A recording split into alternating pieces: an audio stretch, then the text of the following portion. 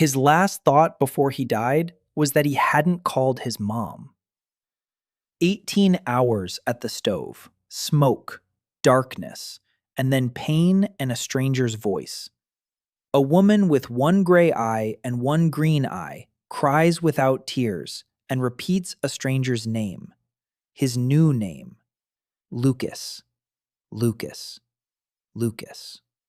He pries open his heavy eyelids and sees a low ceiling made of blackened beams. The walls are plastered with clay, an earthen floor. Light seeps through a small window covered with a bull's bladder. And next to him, a woman is crouching, clutching his hand with both of her palms. She's so thin she has dark circles under her eyes. A black braid hangs over her shoulder. A gray dress faded to white. She begs him not to leave. She promises to pay off the debts, to find a way. Just don't die. He doesn't know her language, but his brain translates every word instantly, like subtitles that are a step ahead of the actor.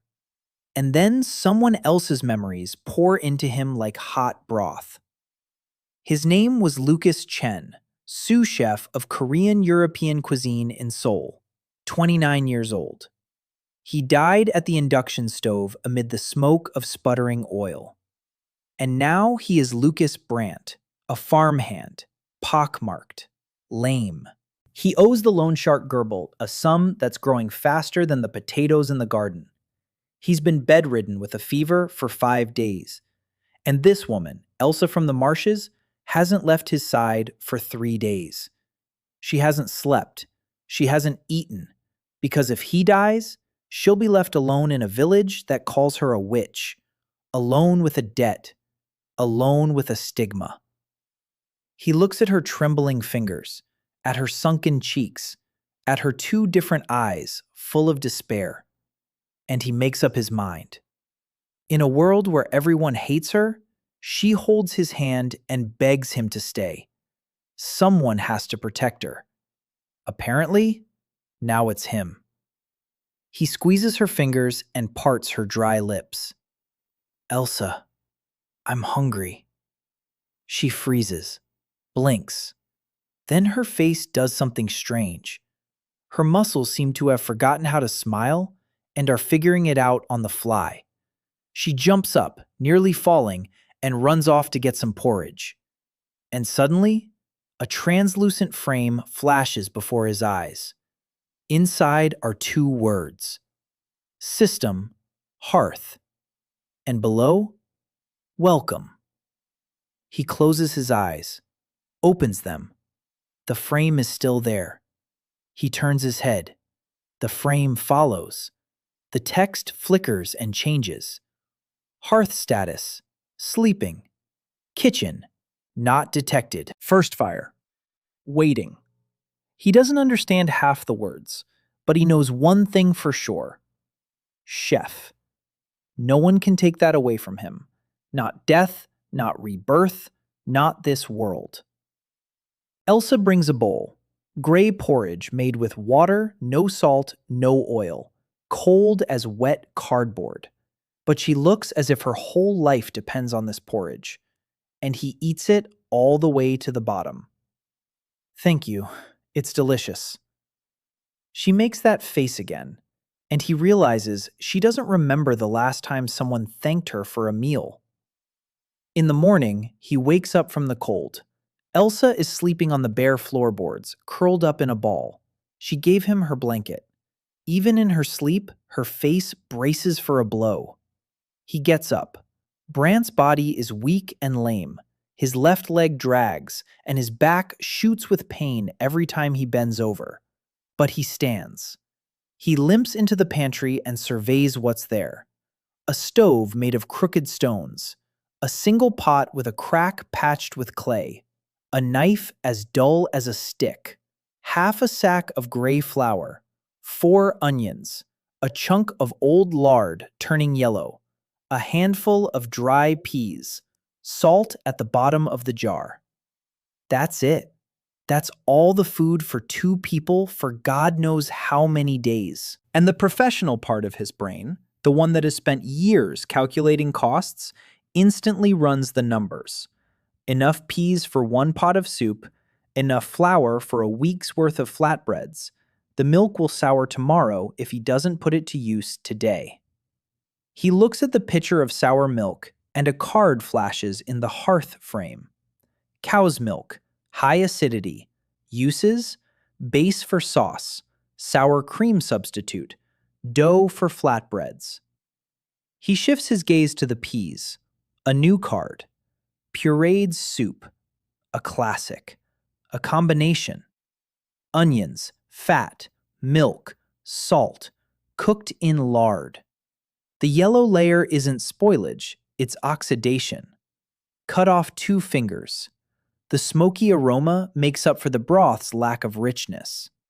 He stands in the middle of a stranger's kitchen, in a stranger's body, in a stranger's world.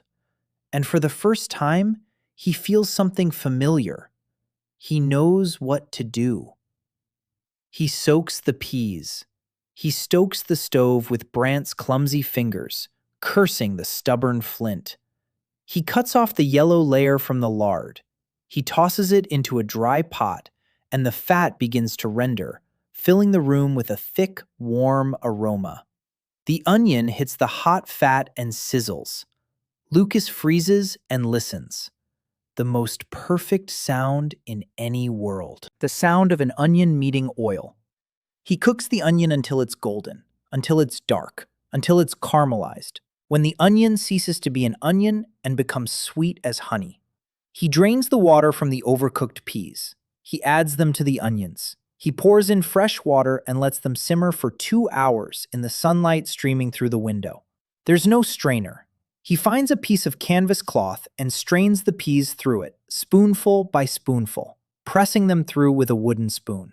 The chef from Lyon, with whom he did his internship, would have thrown this puree in the trash. But for a kitchen with just 1 pot and a rag instead of a strainer, this is puree. He pours warmed sour milk into it in a thin stream. He stirs it. He adds half of the remaining salt. He brings it to a boil. He tastes it. Pea puree soup with caramelized onions and a slight tang. No garlic, no pepper, no thyme, but hot, thick, and made by hands that know their craft. He wakes Elsa. She jumps up like a startled animal. Her eyes dart about. "Come eat, I made soup." She looks at him as if he were an angel speaking from heaven. She sits down. Steam rises from the bowl, catching the sun's lone ray. She scoops up a spoonful, brings it to her mouth, freezes. Takes a sip and can't believe it. Takes a second and believes it. On the third, her lips tremble. Tears stream down her cheeks, yet she eats without stopping, spoonful after spoonful, because no one had ever cooked for her before. Her mother died when she was 17. Her father didn't know how to cook. Her ex-husband ate in silence and with a sullen expression, and never served her a plate first. In 23 years, not a single person had ever said to her, "Sit down, I'll cook for you." But this man is standing there, waiting. He isn't eating himself. He waits until she's finished, and then the hearth shudders. Lucas senses not a thought, not a word, but a feeling. A scent that isn't there. Emptiness. A hunger deeper than the one in her stomach. This woman has never been fed with care. That is her deficiency. The main one. The only one. He silently pours her a second helping and sets it before her. Eat. There's plenty more. The frame flashes. First fire. Complete. Reward for the first performance. Received. He glances into the pantry. On the bottom shelf, next to the salt, lies a bundle of scorched paper. He unwraps it. Black peppercorns. Small. Irregular. He brings them to his nose. Pepper. Real black pepper. 10 peppercorns. In a world where a handful of pepper can buy you a goat. They appeared out of nowhere because he made soup for a woman who hadn't eaten anything hot in 3 days. He clenches the pepper in his fist, hides it, sits down across from Elsa, and eats. The soup is good, not perfect, but it's hot. And for the first time in 5 days, the house is quiet. Not because of grief, but because of peace. Elsa finishes her second bowl. She looks at him for a long time, straight in the eye. She says she didn't know he could cook, that in the year of their marriage, he'd never once gone near the stove. Lucas thinks the old Brant was an idiot, but out loud, he says only that from now on, he'll cook every day. She looks at him as if he's crazy. Then she nods. And she moves differently now, a little lighter, as if she'd swallowed a warm pebble that's warming her from the inside. He steps out into the yard. Early fall. A crooked fence.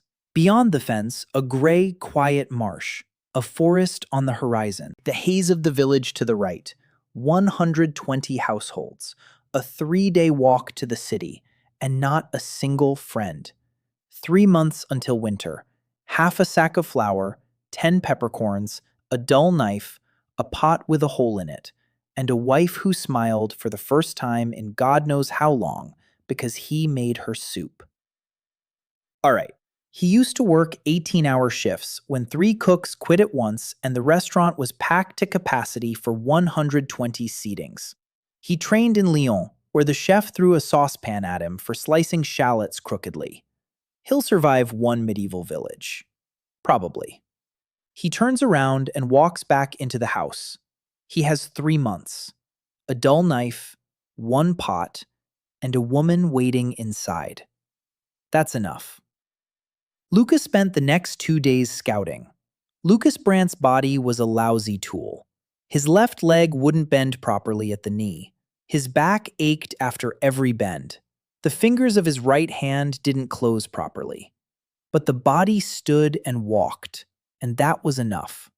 He walked around the entire yard, measured it in paces, 12 by 15. Small.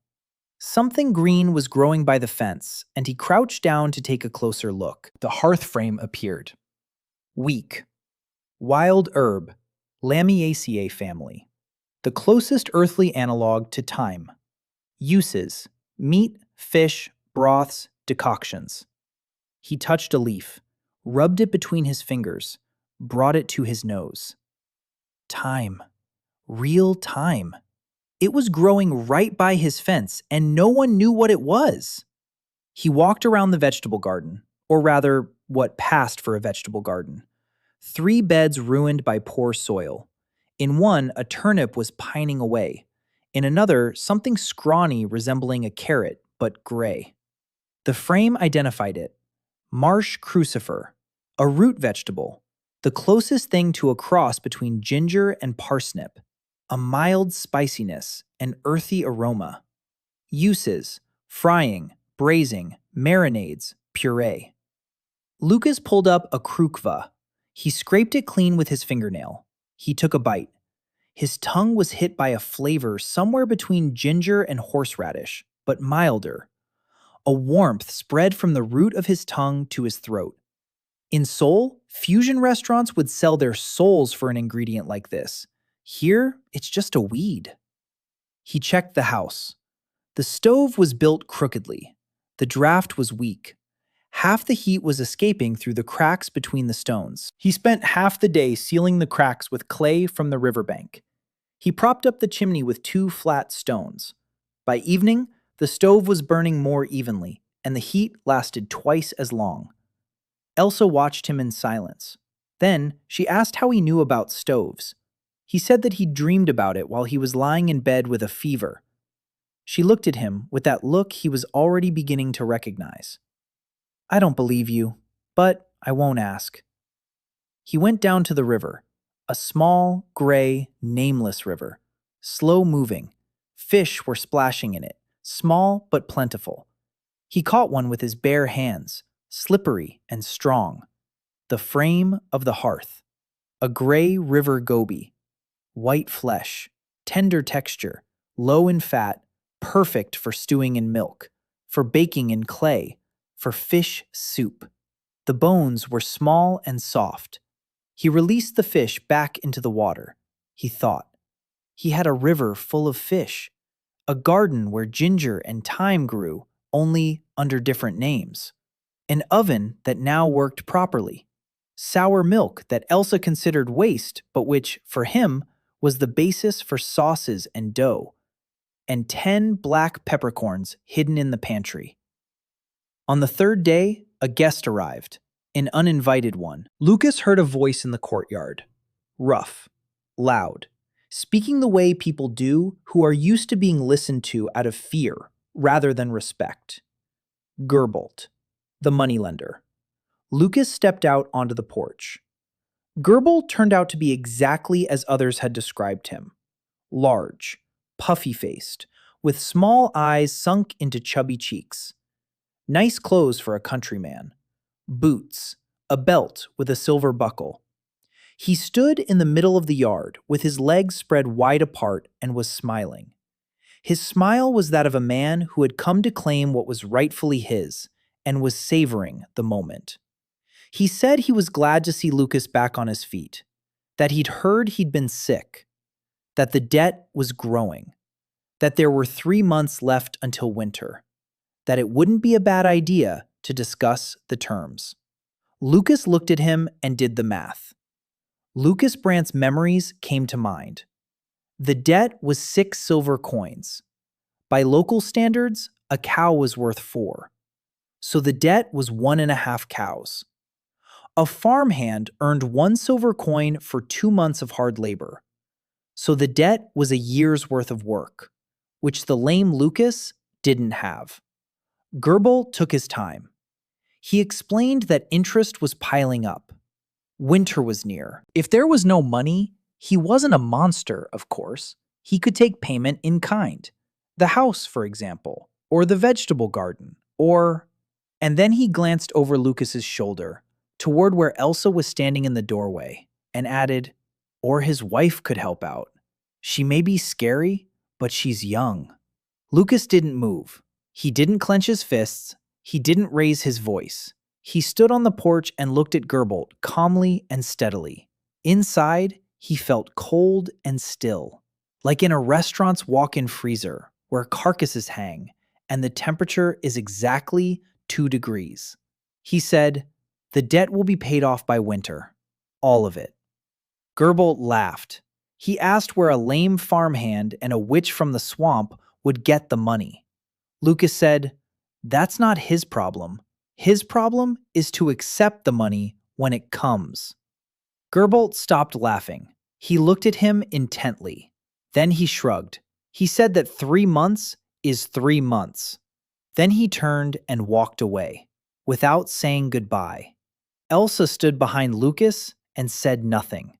Then she said quietly that 6 silver coins was impossible, that they had nothing, that she'd tried to sell herbs, but no one buys from a witch, that she'd thought about getting a job as a laundress, but the villagers' wives wouldn't let her near their laundry. Lucas turned to her. He looked into her mismatched eyes, one gray, one green, and said, I need fish. A lot. And all the sour milk you have. And the gooseberries from the garden. All of them. She blinked. She asked why.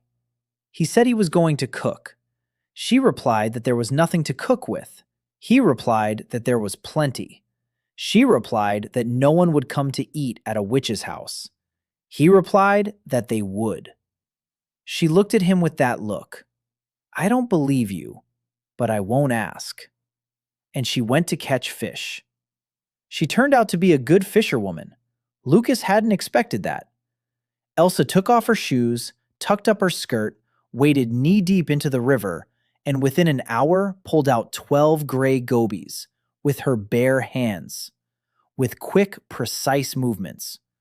When she climbed out of the water, wet and frozen, with a full bag of fish, Lucas thought that the Lucas Brandt he used to be wasn't just an idiot, he was a clinical idiot.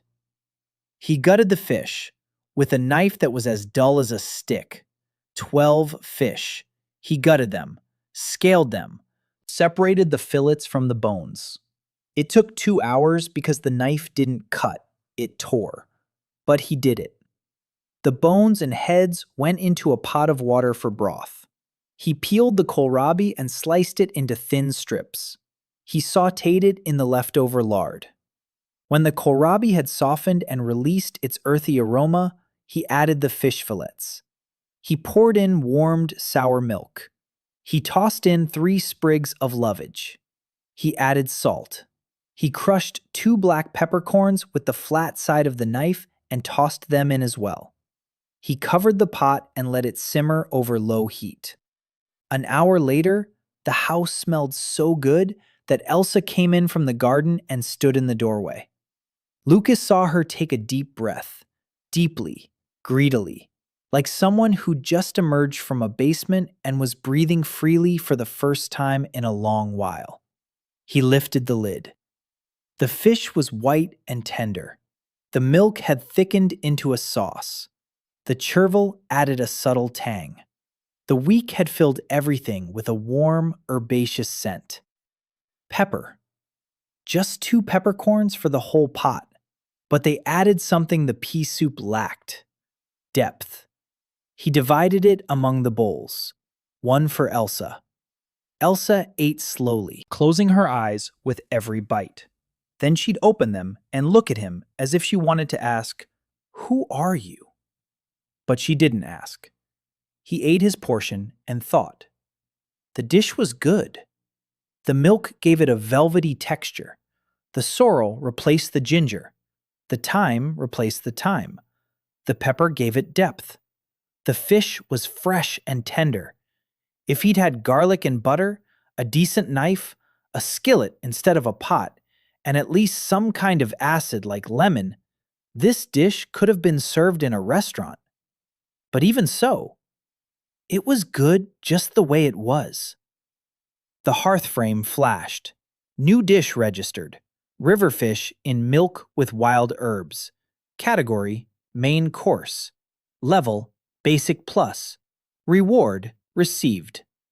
He peeked into the pantry. Next to the pepper lay another little bundle. He unwrapped it.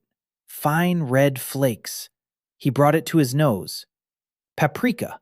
Smoked paprika. He closed his eyes. The menu of the Sabi restaurant, where he'd worked until his death, flashed through his mind. Half the dishes on it used smoked paprika. Half! And here it was, lying in the palm of his hand in a medieval world where people didn't know what scrambled eggs were. He hid the bundle. He went back to Elsa. She had finished washing the bowls and was sitting at the table. Quiet. Pensive. He sat down across from her. He said he needed her help tomorrow. He needed to clear the area in front of the house, set up a table, build a bench. She asked why. He said he was going to feed people. For money. She was silent for a long time. Then she said that people wouldn't come, that her house was cursed, that the villagers gave it a wide berth, that even the path to their gate was overgrown with grass because no one walked on it. Lucas listened. Then he said, "Not everyone is from the village. A road runs through the village. People walk along the road. Delivery people, merchants, travelers, hunters. They need to eat. They don't care who cooks as long as the food is hot and tasty." Elsa looked at him, not with that familiar, "I don't believe you, but I won't ask" look. A different one. A new one. There was something in it that resembled curiosity. Or maybe it was hope. But she quickly suppressed it, out of habit. For Elsa, hope was more dangerous than despair. She nodded. "All right," she said. "We'll start in the morning." And she went to make the bed. They slept in the same room, on separate mattresses, head to head. Lucas lay in the dark and listened to her breathing. Steady, but not calm. She wasn't asleep. He knew it. She lay there listening to his breathing, checking to see if he'd changed his mind, to see if the old Lucas had returned, the one who ate in silence and with a sullen expression and didn't notice her. He didn't turn around. He didn't say anything. He just breathed steadily until she fell asleep first. That too was something he could give her. Steady breathing in the dark. In the morning, he started building, or rather, tearing things down and fixing them. He pulled some old planks from behind the house. He knocked together a table. It was crooked, but it stood. Benches made from logs, 2 of them. He stretched a piece of old canvas he'd found in the shed over the table. It turned into a canopy, shabby, crooked, but it would protect them from the rain and provide some shade. Elsa helped in silence. She hauled planks, held the ropes, hammered in the stakes. Her hands were stronger than they looked. She was used to working. By noon, the yard held what Lucas mentally called a summer terrace, but objectively consisted of 2 tables covered by a rag. But it was a start. He turned to Elsa. "I need a second pot," he said. She replied that they didn't have money for a pot. He asked if anyone in the village had a spare pot. She thought for a moment. She said the blacksmith had one. Old Kim sometimes accepts tools as payment for his work. He has 2 or 3 pots in his workshop that people gave him in exchange for horseshoes. Lucas asked how far away the blacksmith was. Elsa said it was close by, but Kim wouldn't talk to them. He wasn't the worst person in the village, but he wasn't a brave soul either. He wouldn't get involved with a witch in front of the neighbors. Lucas thought. Then he said, "But what if it's out of sight?" That evening, he took the last 2 fish from today's catch. He cooked them quickly, without milk. He simply fried them in lard with a sprig of lovage and a pinch of salt. He wrapped them in a clean cloth, still hot. He tucked it under his arm and went to the blacksmith, limping, in the dark, so no one would see. Blacksmith Kim turned out to be a huge man with hands like 2 shovels. He opened the door and stared at Lucas as if he'd seen a dead man. Technically, that was exactly what he'd seen. Half the village thought Lucas Brandt would die of a fever. Lucas said he needed a pot, that he had no money, but he had something to trade instead. He unwrapped the cloth. The fish was still warm. The smell hit the blacksmith's nose, and he swallowed hard. Lucas saw it. He saw Kim's nostrils flare. He saw how, for a second, the wariness in his eyes faded and was replaced by hunger. The blacksmith had been standing at the anvil all day. He'd been eating bread and onions. His wife had died 3 years ago. 4 children. His eldest daughter, Sora, fed the family as best she could. But she was 17 and didn't know how to cook anything but porridge. Lucas held out the rag with the fish. He said, "A pot for dinner, a fresh meal every day in exchange for the cookware. 1 week. 7 dinners for 1 pot." Kim looked at the fish, then at Lucas, then back at the fish.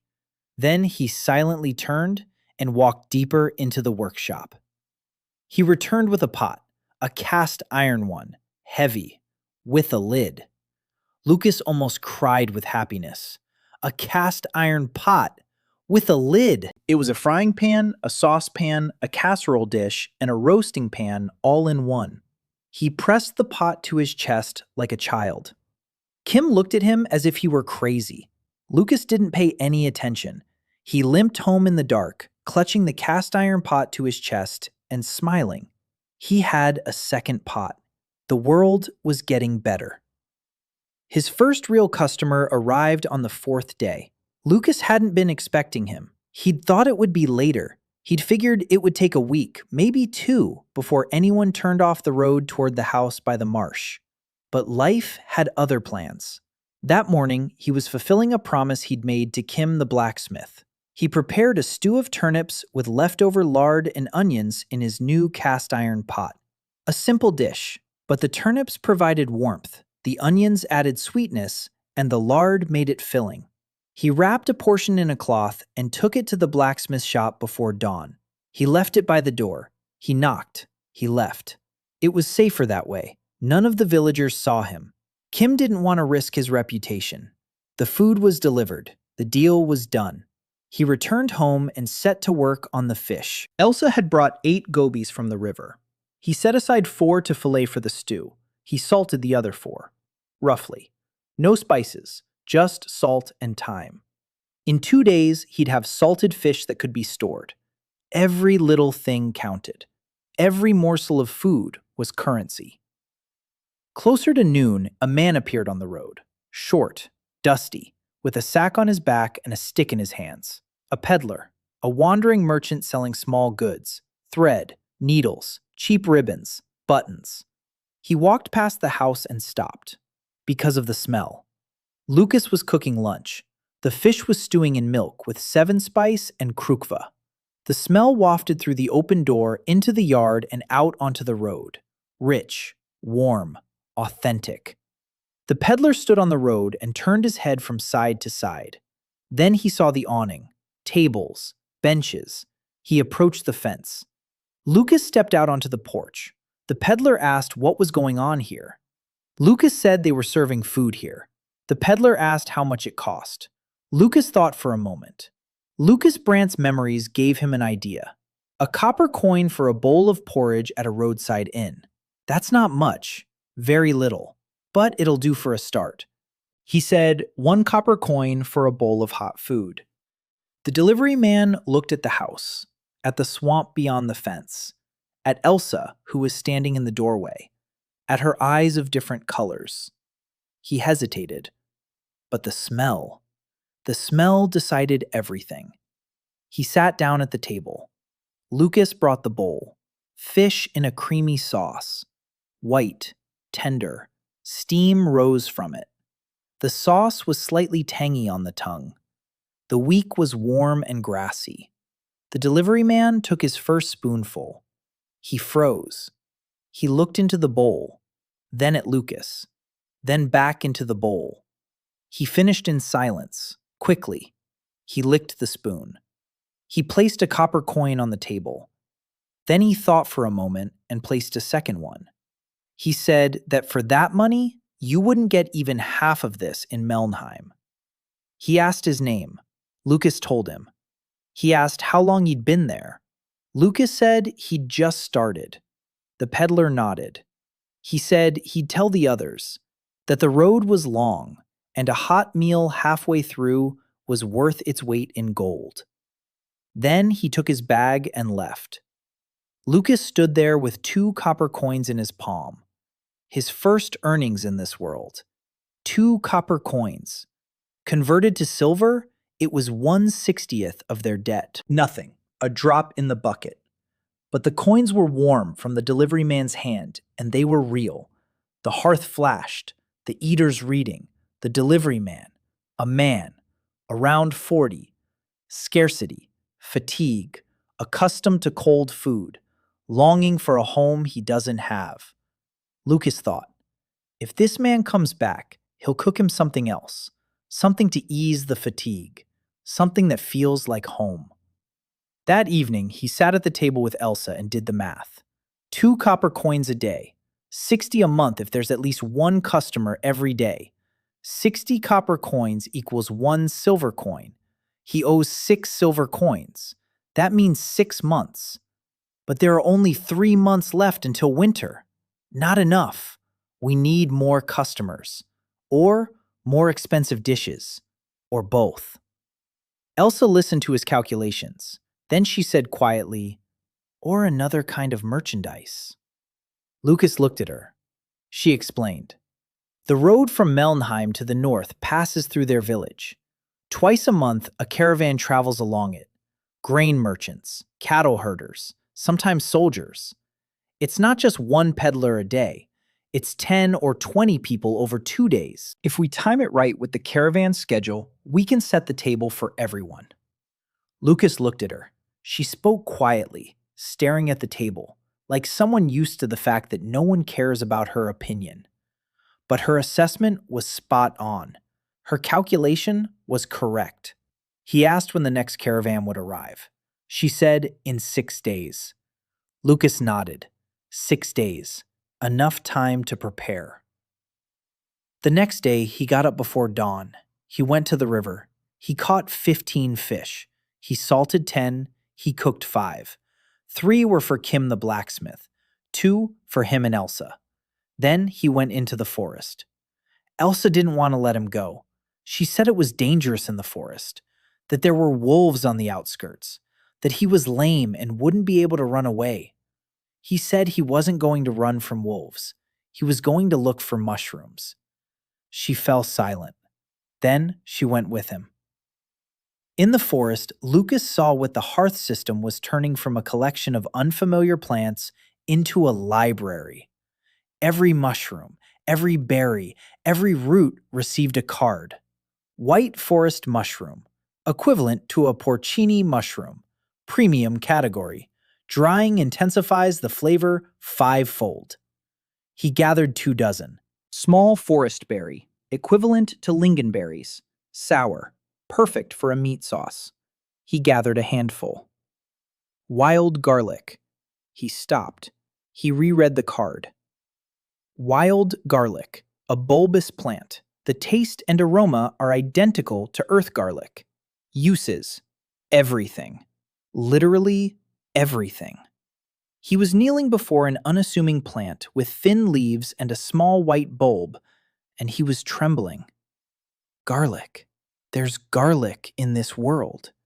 It was just growing in the forest, and no one knew what to do with it. He dug up 20 bulbs, carefully, gently, like a surgeon. 10 for cooking, 10 to plant in the garden. Elsa watched him. She asked why he needed this weed. He said it wasn't a weed. It was the most valuable thing in this forest. She made that face again. I don't believe you, but I won't ask any questions. They returned home with their hands full. Mushrooms, berries, wild garlic, some kind of roots that Ochag identified as distant relatives of parsley. Lucas dried the mushrooms on a rope under the awning. He sliced them thinly. He hung them up. In 3 days, he'd have dried mushroom powder, the foundation of any broth, the foundation of flavor, the foundation of everything. He planted 10 garlic cloves by the fence next to the wild chives. He watered them. Then he stood there looking at them with such an expression that Elsa walked over and stood beside him. She looked at the garden bed. She looked at him. She asked why he was staring at the ground like that. He said, "Because in a month, we'll have our own garlic." She didn't understand why that was important. She'd understand later. On the 3rd day after the delivery man's visit, a second customer arrived. A hunter. Tall, silent, thin, with a bow on his back and 2 hairs on his belt. He sat down at the table without saying a word. Lucas went out. The hunter looked at him. Then he said one word. Hot. Lucas brought a bowl of fish soup, the same one, made with fish bones and heads, with horseradish, dill, and a single crushed clove of wild garlic. The hunter ate in silence. He finished. Sat for a while. Then he took 1 hair off his belt and placed it on the table. He said, "I'll be back tomorrow." He left. Lucas stood there with the dead hair in his hands. It was meat. Real meat. Not lard, not fish. Meat. A hare. He knew 14 ways to cook a hare. French roast, spicy Korean stew, pâté, braised with root vegetables in wine. But there was no wine. There were lingonberries, there were cranberries, there was garlic, there were dried mushrooms, there was a cast iron pot with a lid. He butchered the hare with a knife that was as dull as a stick. It took him an hour. In a restaurant, he would have butchered the hare in 12 minutes. But the knife was dull, his hands felt like someone else's, and his back ached. An hour. But he did it. He cut the meat into large chunks. He browned them in the cast iron pot in lard until crispy. He took them out. He tossed sliced onions, garlic, and sea buckthorn into the same fat. He sautéed them until golden. He put the meat back in. He poured in water. He added a handful of dried mushrooms. He added berries. He added a pinch of smoked paprika. He closed the lid. He set it over low heat. 2 hours. The house filled with a scent that drew Elsa in from the garden. She sat down by the stove and simply sat there with her eyes closed. It was the scent of meat stewed with mushrooms, berries, garlic, and smoked paprika. A scent that warms you from the inside. A scent that makes you want to sit still and just breathe. Lucas lifted the lid. The meat was tender, the sauce had thickened, the mushrooms gave it depth and an earthy flavor. The berries added a touch of tartness. The paprika added smokiness and color. The garlic tied it all together. He divided it among bowls, one for Elsa. She ate with her eyes closed, spoonful by spoonful. When she opened her eyes, there was something new in them. Not gratitude, not surprise. "A question," she said. "Lucas, who taught you to cook like this?" He paused. Then he told the truth, or rather, part of the truth.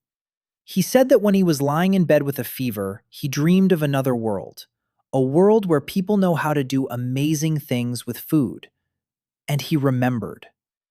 She looked at him for a long time. Then she said, "I have strange dreams too." He didn't ask what kind. She didn't tell him. But something shifted between them, something small, imperceptible, like a crack in the wall through which light breaks for the first time. Hearth frame. New dish registered. Game stew with wild mushrooms and berries. The 6 days before the caravan's departure turned into 6 days of preparation. Lucas worked from morning until dark. His body ached. His lame leg swelled up by evening. His back wouldn't straighten, but his hands did what they could. He dried mushrooms. He salted fish. He gathered wild garlic. He dug up turnips. He chopped onions. He cooked every day. 2 meals, one for him and Elsa, and one for Kim the blacksmith. A week's worth of dinners from a single pot. A promise is a promise. On the 3rd day, a woman came to the table under the awning. An old woman, thin, with sharp eyes and thin lips. Aunt Martha, a widow, a lace maker, the only one in the village who made lace to sell. She didn't come to eat. She came to watch. Lucas could tell by the look on her face. She sat down at the table, folded her hands across her chest, and watched. Him, Elsa, at the house, at the shed, at the pots, at everything. She'd come to check if it was true that lame Lucas Brandt had gotten out of bed and started cooking, and if it was true that it tasted good, or if the whole village was lying. Lucas came out. He asked what she'd like. She said she didn't need anything, that she was just passing by, that she'd sat down to rest. He nodded, went back to the kitchen, poured a bowl of fish soup with garlic, cut off a piece of fresh flatbread. He'd learned to bake flatbread 2 days ago. Flour, water, a pinch of salt, and sour milk to make it rise. Simple, rough, but hot and crispy. He brought out the bowl and the flatbread, set them in front of Marta. She looked at him, said she hadn't asked for any. He said it was a treat, on the house. She looked at the bowl, at the steam rising from it, at the golden, crispy flatbread. She looked at Elsa, who was standing in the doorway. Then she picked up a spoon. She tasted it. Lucas saw the moment, that very moment of the first spoonful. Martha's eyes widened, her lips pressed together. Then they parted. She took a second spoonful, a third. She tore off a piece of flatbread, dipped it in the soup, ate it, and her face changed. Not a smile. Martha didn't know how to smile, but the wrinkles around her mouth smoothed out, as if something heavy inside her had become a little lighter. The hearth flickered, the eater's reading. Martha, a woman Around 60. Deprivation, loneliness, 20 years at the same table, food without joy, longing for her husband, the only one who ever praised her cooking. Lucas stood and watched. Then he quietly returned to the kitchen. Martha finished eating. She sat for a while. She stood up. She walked over to Elsa, who was standing in the doorway. She looked down at her. She said, "Your husband has good hands." She turned and walked away. Elsa stood there, blinking. It was the first time in 6 years that someone from the village had said something to her that wasn't an insult. On the 4th day, Kim sent a reply along with the morning ration. It wasn't verbal. He placed an iron spoon by the smithy door next to the empty pot from yesterday's dinner. Heavy, rough, but sturdy. Next to it lay a note scrawled in charcoal. For soup. Lucas held the spoon and smiled. His first gift in this world. An iron spoon from a blacksmith who was afraid to be seen near the witch's house, but wasn't afraid to forge a spoon for her. On the 5th day, Lucas was preparing provisions for the caravan. He got up before dawn. He caught 20 fish. He cleaned them. He filleted them. He chopped the turnips. He peeled the garlic. He soaked the peas. He took out the dried mushrooms. And he thought. For the caravan, he needed something that could be prepared in large quantities and quickly. Not fish in a creamy sauce. That's a special occasion dish. Not a stew. There's no hair. He needed something thick, filling, hot, and cheap to make. A soup. A large pot of thick soup made with fish broth, peas, turnips, and mushrooms. Served with flatbread. A simple meal, but if done right. He simmered the fish broth from heads and bones for 3 hours. Strained it through a cloth. Clear, golden, with an aroma that made your mouth water. He added overcooked peas to the broth. Curly kale, finely diced, sautéed onions, garlic, a pinch of mushroom powder, a pinch of smoked paprika, sea salt, a single black peppercorn, crushed and ground between stones. He stirred and tasted 4 times. A tiny bit of salt each time, just a tiny bit. Balance. The soup should be both hearty and light, thick but not heavy, with depth of flavor but without complexity. Food for a weary traveler who needs to warm up and fill up, then set off again in an hour. Elsa was baking flatbreads. Lucas showed her how. Roll them out thin, fry them in a dry cast iron pot turned upside down. Flip them when bubbles appear. She was a quick learner. She had nimble hands. By evening, they had 20 flatbreads wrapped in a clean cloth and a pot full of soup. Lucas tasted a flatbread that Elsa had baked. Thin, crispy, slightly burnt on one edge. Perfect. He told her so. Good. She looked at him, waiting for him to continue. Waiting, but it's burnt on the edge. But the dough is uneven. But it's not quite right. There was no more to it. He simply said, "Good," and went back to the pot. She stood there with the flatbread in her hands, watching his back. The morning of the caravan. Lucas woke up before dawn. He lit a fire. He put the stew on to warm up. Elsa got up with him, without a word, without asking. She just got up and started working. She cut the flatbreads, set out the bowls, wiped down the table. They worked side by side in the silence and darkness, and it felt like something, like a team. The caravan arrived around noon. Not 10 people, 23. Lucas counted them. 7 carts loaded with sacks of grain, 12 carters, 4 guards, 2 merchants, 3 women, the carters' wives, who were traveling to visit relatives, and an old man who was simply walking behind the caravan because it was safer on the road than going alone. They stopped at a watering hole by a stream near the village. Lucas stood by his shed. Smoke rose from the stove. The smell drifted on the wind toward the caravan. The old man was the first to arrive. He sat down at the table. He didn't say a word. He just sat there. Lucas brought him a bowl, soup, thick, golden, with chunks of turnip, overcooked peas, and dark, aromatic broth. A flatbread, hot, crispy. The old man ate slowly, savoring every bite, closing his eyes. When he finished, he raised his head and looked at Lucas. He said he hadn't eaten anything like that in a long time, that it reminded him of his youth, when his wife was still alive and used to make soup on Sundays. He placed a copper coin on the table. Then he stood up and walked over to the wagon train. Lucas watched as he spoke with the wagon drivers, as he pointed toward the shed, as they turned their heads. A quarter of an hour later, there were 6 people sitting at the table. Half an hour later, 12.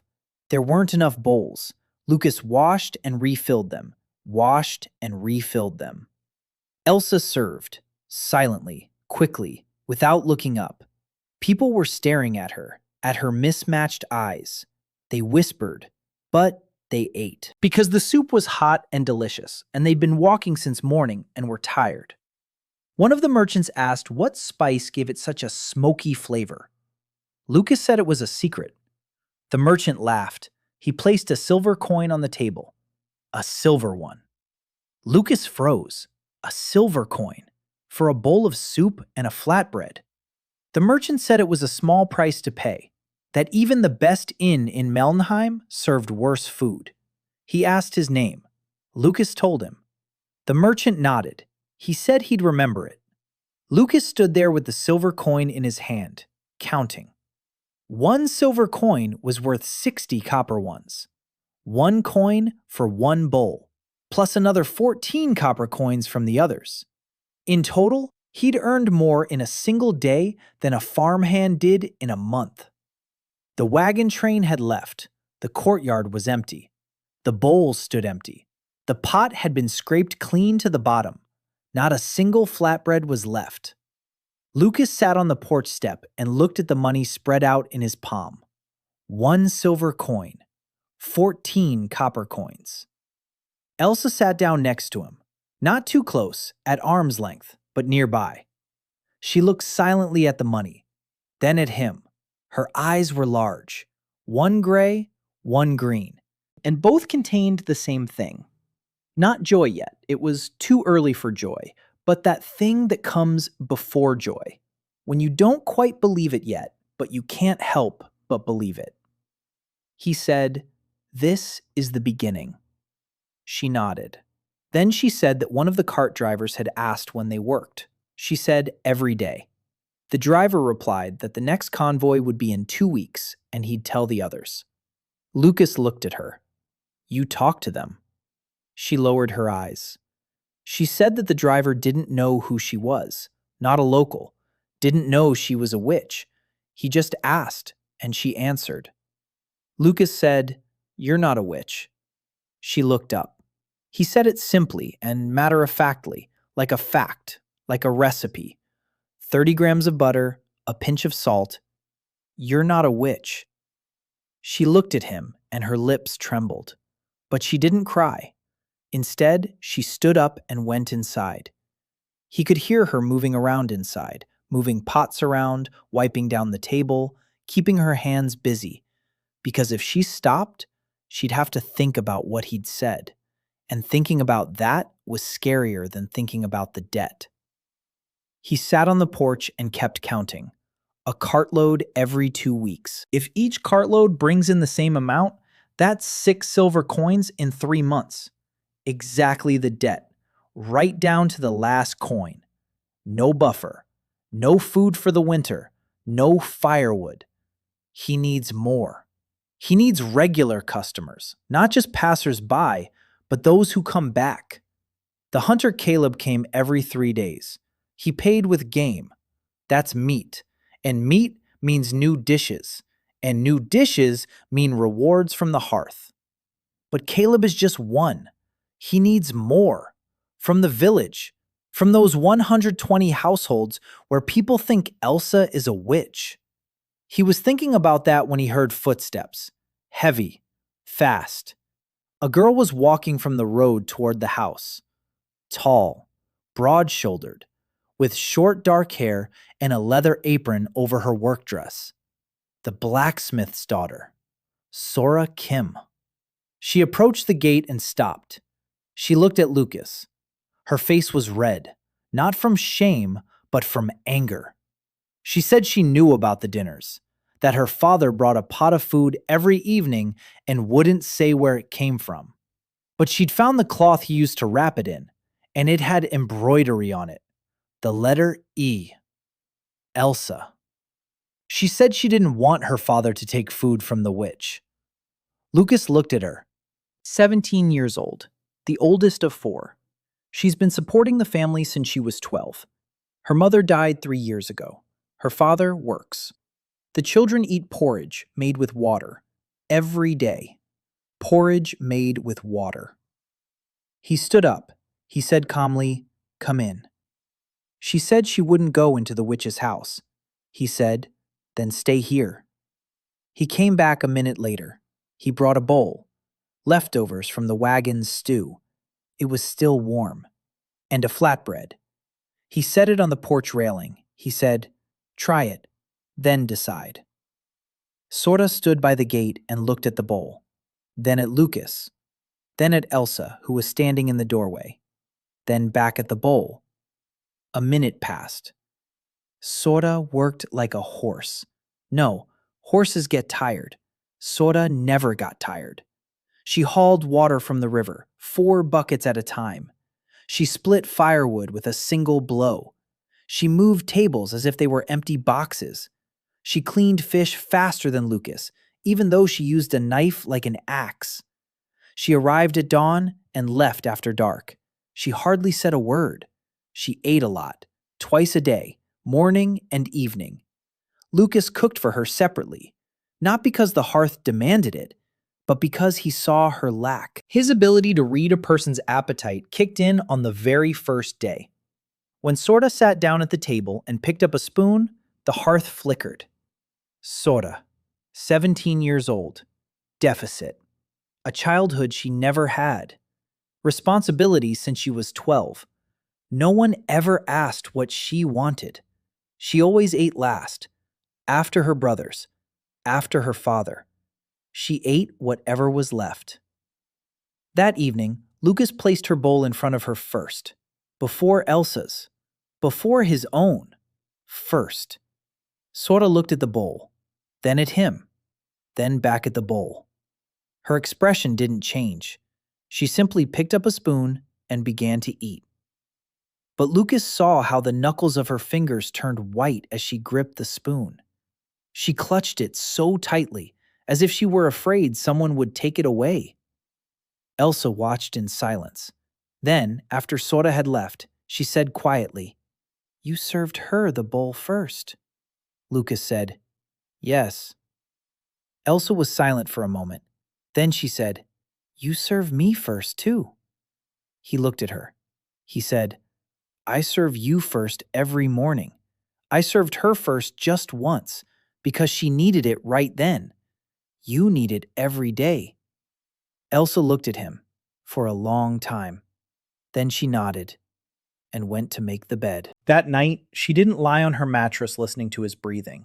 She fell asleep first, quickly, like someone who had stopped expecting a catch. Lucas lay in the dark and listened to her breathing, steady, peacefully. For the first time, peacefully. He closed his eyes and thought that in any world, there's nothing harder than teaching a person to believe they don't need to be afraid. And there's nothing more important. On Sora's 5th day on the job, 2 things happened. First, the hunter Caleb didn't come alone. He brought a man with him, an old man, with scabbed hands and a beard down to his waist. It was Olaf, a charcoal burner. He lived on the edge of the forest. He burned charcoal. He sold it in the village. Olaf was enormous. His arms were like logs. His voice was like a rock slide. He sat down at the table, and the table creaked. Caleb said one word. "Feed him." Lucas looked at Olaf. The hearth's frame didn't flicker. The eater's vision only worked when a person was eating, but Lucas could see even without the hearth. Olaf was tired. Not the kind of tired you get from today's work. A deep, long-standing weariness. He was one of those people who work every day without stopping, because if they stopped, it wouldn't be clear why they were doing it at all.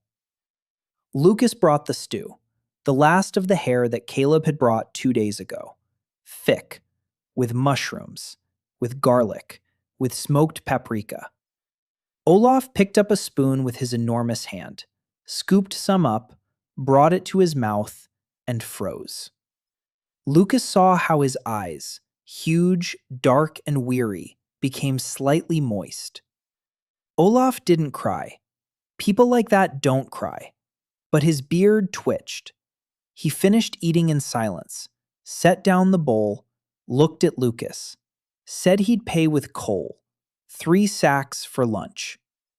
Lucas nodded. 3 sacks of coal meant warmth for a week. It meant a hot stove every day. It meant being able to cook without skimping on firewood. It was worth more than money. The hearth flickered.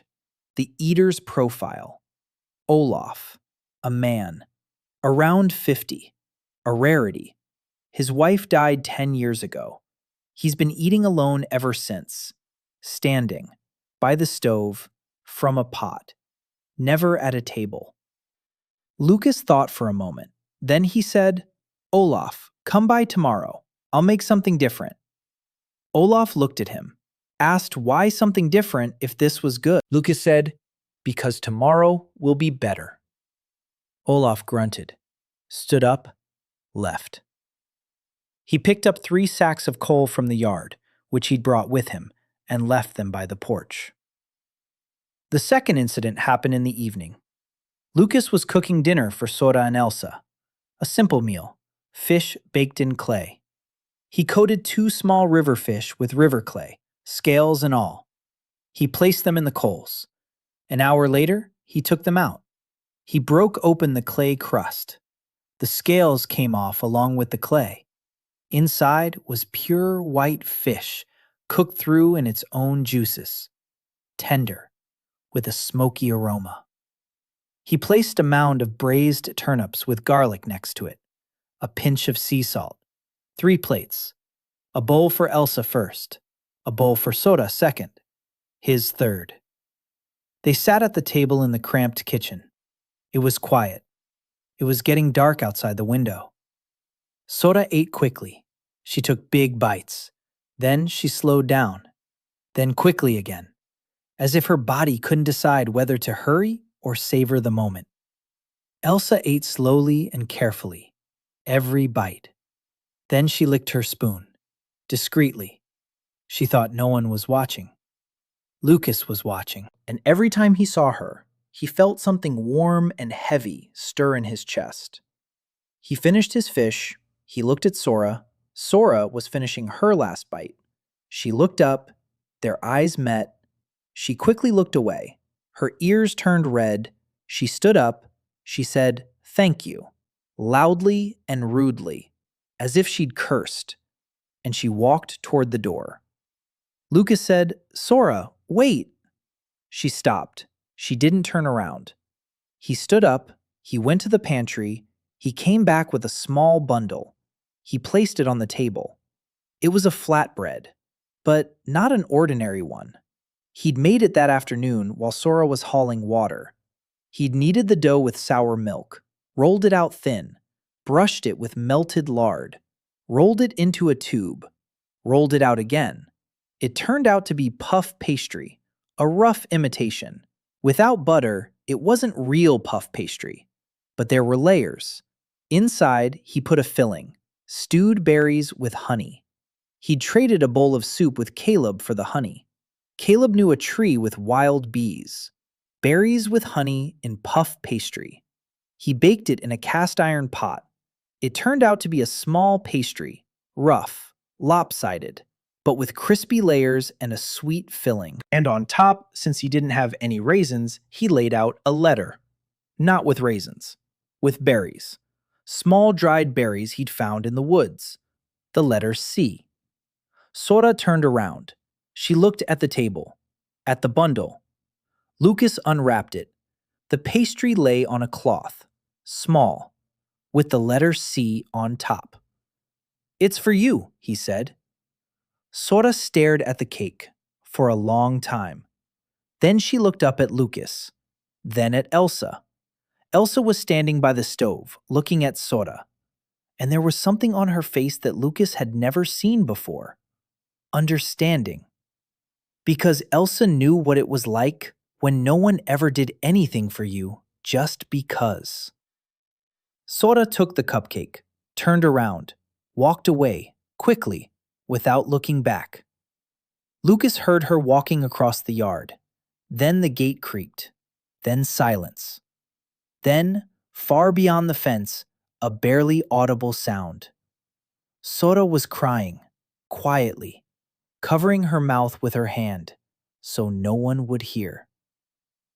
Elsa walked over to the window. She looked out into the darkness.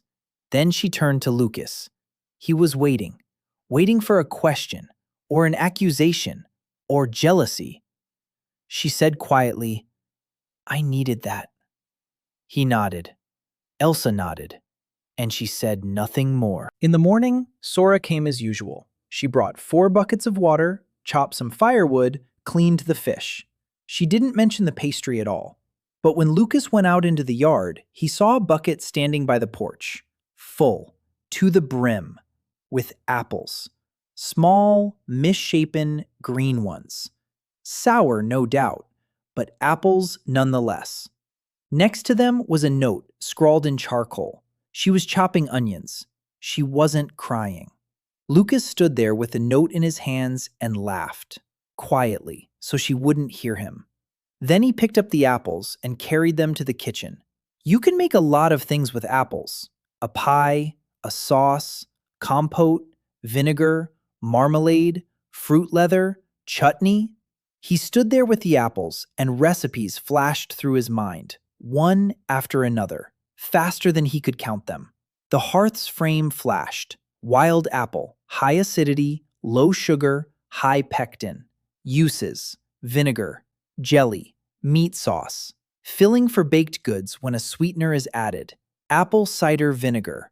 If he made apple cider vinegar, it would change everything. Vinegar is acid. Acid is balance. Balance is the difference between good food and great food. Without acid, everything he cooked was flat. Tasty, but flat. One-dimensional. Vinegar would add a second dimension.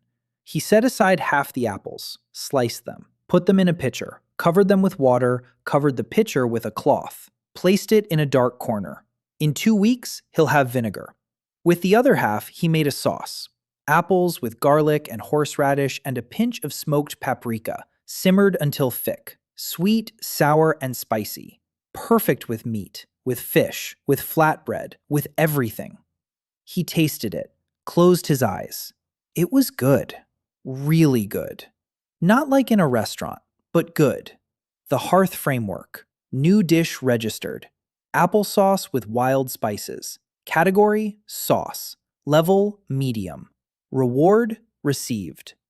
Pantry. A new bundle. He unwrapped it. A stick. Dark. Twisted. He brought it to his nose. Cinnamon. Real cinnamon. He stood there with the cinnamon stick in his hands and closed his eyes. Pepper, paprika, sea salt, cinnamon. 4 spices. Each one was worth a fortune in this world. 4. His. On the shelf in the pantry of the house by the marsh, Lucas hid the cinnamon. He went out into the yard. Elsa was in the garden. She was kneeling by a garden bed, her hands in the soil. She was doing something with the turnip seedlings. Lucas walked over and looked. The turnips in the bed where Elsa was working looked different. The foliage was thicker, greener. The leaves were wider. Next to it, in the bed where Elsa wasn't working, the turnips were ordinary, spindly, gray. He looked at Elsa. She didn't notice the difference, or didn't think it was thanks to her. She was just doing what she always did, picking at the soil, talking to the plants. Not out loud, inside. Lucas saw her lips move slightly as she touched the leaves, how she tilted her head as if listening.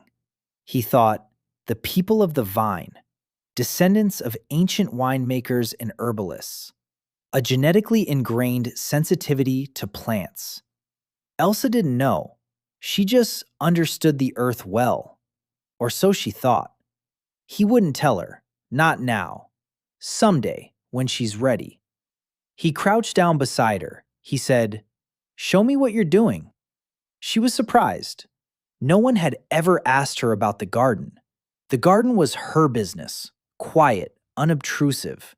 She said she was just looking at the plants, that sometimes she felt this bush needed more water, and that one needed less, that sometimes she knew the roots were tired and she needed to loosen the soil around them, that it was nothing special.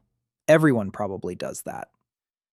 Lucas shook his head. He said, "No, not everyone." She looked at him, that look again. "I don't believe it, but I won't ask." But a different one, a little warmer. He stood up. He went to the kitchen. He had cinnamon and apples and honey and flour and sour milk. He knew what he'd be baking tomorrow. An apple pie with cinnamon, with honey. For the caravan arriving in 9 days. For Elsa, who'd get the first slice tonight. For Sora, who'd get the second. For Caleb and Olaf. For Aunt Martha, if she came again. For each of them individually. Because he wasn't just making a meal. He was cooking for people. That evening after dinner, Elsa washed the bowls. Lucas sat at the table counting the money. 1 silver coin, 26 copper coins, plus 3 sacks of coal, plus a bucket of apples, plus game from Caleb, plus a cast iron pot, plus an iron spoon. 10 days had passed since he'd woken up in this body. 10 days. And he already had a team. A small one, a makeshift one, but a team nonetheless. The blacksmith who forged spoons for him in the dark. The hunter who brought game. The coalman who provided warmth. A girl with a hammer who hauled water and firewood. And Elsa, who caught fish with her bare hands and talked to plants, and every morning set a mug of hot herbal tea in front of him before he had a chance to get up. She did it in silence. Every morning. He noticed it on the 3rd day. Hot herbal tea. Bitter. Unpalatable. But hot. She'd set it next to the mattress and leave. Every morning. Without fail. He didn't tell her he'd noticed. He just drank it all every time. And placed the empty mug where she'd see it. That was their second ritual. The first, he would set her plate down first at every dinner. The second, she would set his mug down first every morning. Small things. Quiet. Unobtrusive. The things everything is built upon. Lucas finished his evening tea. He looked out the window. Darkness. The swamp. Stars. Silence. The caravan in 9 days. Winter in 3 months. He owed 5 silver coins minus 1 silver coin for a total of 5. But he had a stove that worked, 2 pots, a dull knife, 4 spices. Wild garlic, thyme, ginger, mushrooms. Fish. Apples. Cinnamon for the pie. And people. Real, living people who came and ate and went back. He closed his eyes. He thought about his mom, about San Francisco, about the Sabi restaurant, about the smell of Korean broth 3 hours into cooking, about how the chef in Lyon yelled at him for slicing the meat and then set a plate in front of him and said, "Eat and learn," about how he had died without calling his mom. He opened his eyes. He looked at Elsa. She had finished washing the bowls and was drying her hands. She turned toward him. Their eyes met. The apple pie changed everything. Lucas spent 2 days making it. Not because the recipe was complicated. The recipe was simple: apples, honey, cinnamon, and dough. But he didn't have a baking pan. He didn't have an oven. He had a cast iron pot and some coals. He turned the pot upside down. He coated the lid with clay. It created a flat surface, an improvised baking sheet. He rolled out the dough, thinly, using sour milk and lard. He laid it on the clay lid. On top, he arranged apples sliced into thin strips, honey, a pinch of cinnamon, just a tiny bit. Cinnamon was a precious commodity. He covered it with a second layer of dough. He pinched the edges closed. He placed it on the coals. He sprinkled hot coals from the oven on top. The heat came from below and above at the same time. He sat nearby and listened. A cook can hear when the dough begins to set. He hears when the butter starts to bubble inside. He hears when the apples release their juice and it caramelizes with the honey. After 40 minutes, he removed the coals. He took off the lid. The pie was golden. Not perfect. It was burnt on one edge. On the other, the dough was thicker than it should have been. But the smell, the scent of apples and cinnamon and honey and hot dough filled the house, spilled out into the yard, and drifted down the road. Elsa came in from the garden. She stood in the doorway. Her nostrils flared. She took a deep breath and closed her eyes. Lucas cut the pie, 4 slices, one for Elsa, one for Sora. He set 2 aside for later. Elsa took her slice. She took a bite. Then she stopped chewing. She just held the slice in her mouth. The apple was sour and sweet at the same time. The cinnamon was warm and spicy. The honey was thick. The pastry was crispy on the outside and soft on the inside. She chewed slowly, with her eyes closed. When she opened her eyes, they were filled with tears. But she wasn't crying. She said, "What is this?" Lucas said, "A pie." She said, "I know it's a pie. What does it taste like?" "Warm," he said. "Cinnamon," she repeated. "Cinnamon," as if she were tasting the word. Sorta came in for dinner. She saw her slice. She looked at Lucas. She looked at the pie. She picked it up, took a bite, chewed, swallowed, took another bite, finished it, licked her fingers. Then she said, "I need another one." Lucas said there weren't any more. Sora looked at him as if he'd just announced the end of the world. Then she muttered, "Fine," and she went to chop wood.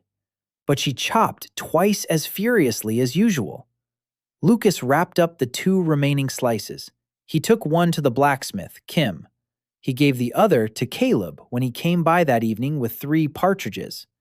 Caleb tasted it. He froze. He looked at Lucas. He said his wife used to make a pie like this, a long time ago, before she left with the merchant for Melnheim.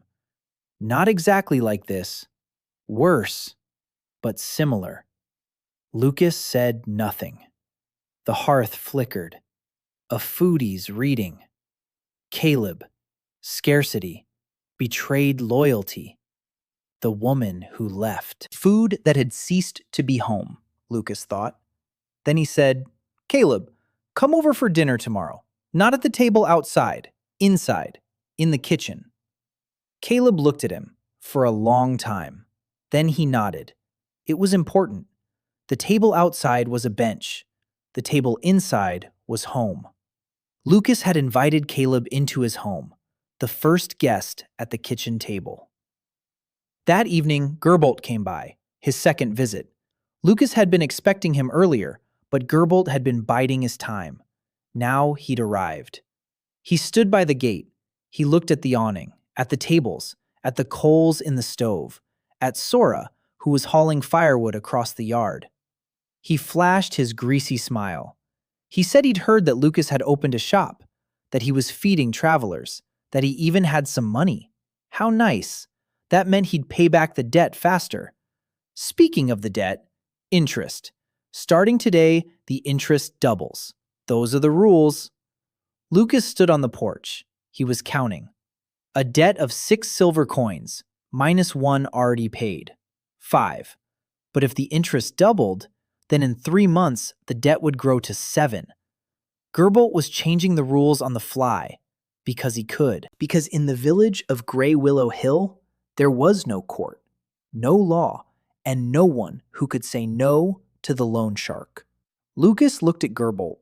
He asked calmly if he had any paperwork for that interest rate. Gerbolt stopped smiling. He asked what kind of paperwork. Lucas said a contract, a signature, a witness, a document stating that the interest rate is such and such, effective from such and such a date. Gerbolt was silent. No one in the village had ever asked him for paperwork. Everyone took him at his word, because they were afraid. Lucas wasn't afraid. He'd worked in the restaurant business for 18 years. He knew what a contract was, what a lease was, what a written obligation was, and that anyone who changes the terms without a document does so because there is no document. Gerbolt said that a document wasn't necessary, that everyone knew, that it was the custom. Lucas said he didn't know that, and that it wasn't customary for him, that he would pay 5 silver coins by winter under the terms that were in place when the debt was signed. If Gerbolt wanted to change the terms, let him bring a written agreement and they would discuss it, in front of witnesses. Gerbolt stood there and blushed. Then he turned pale.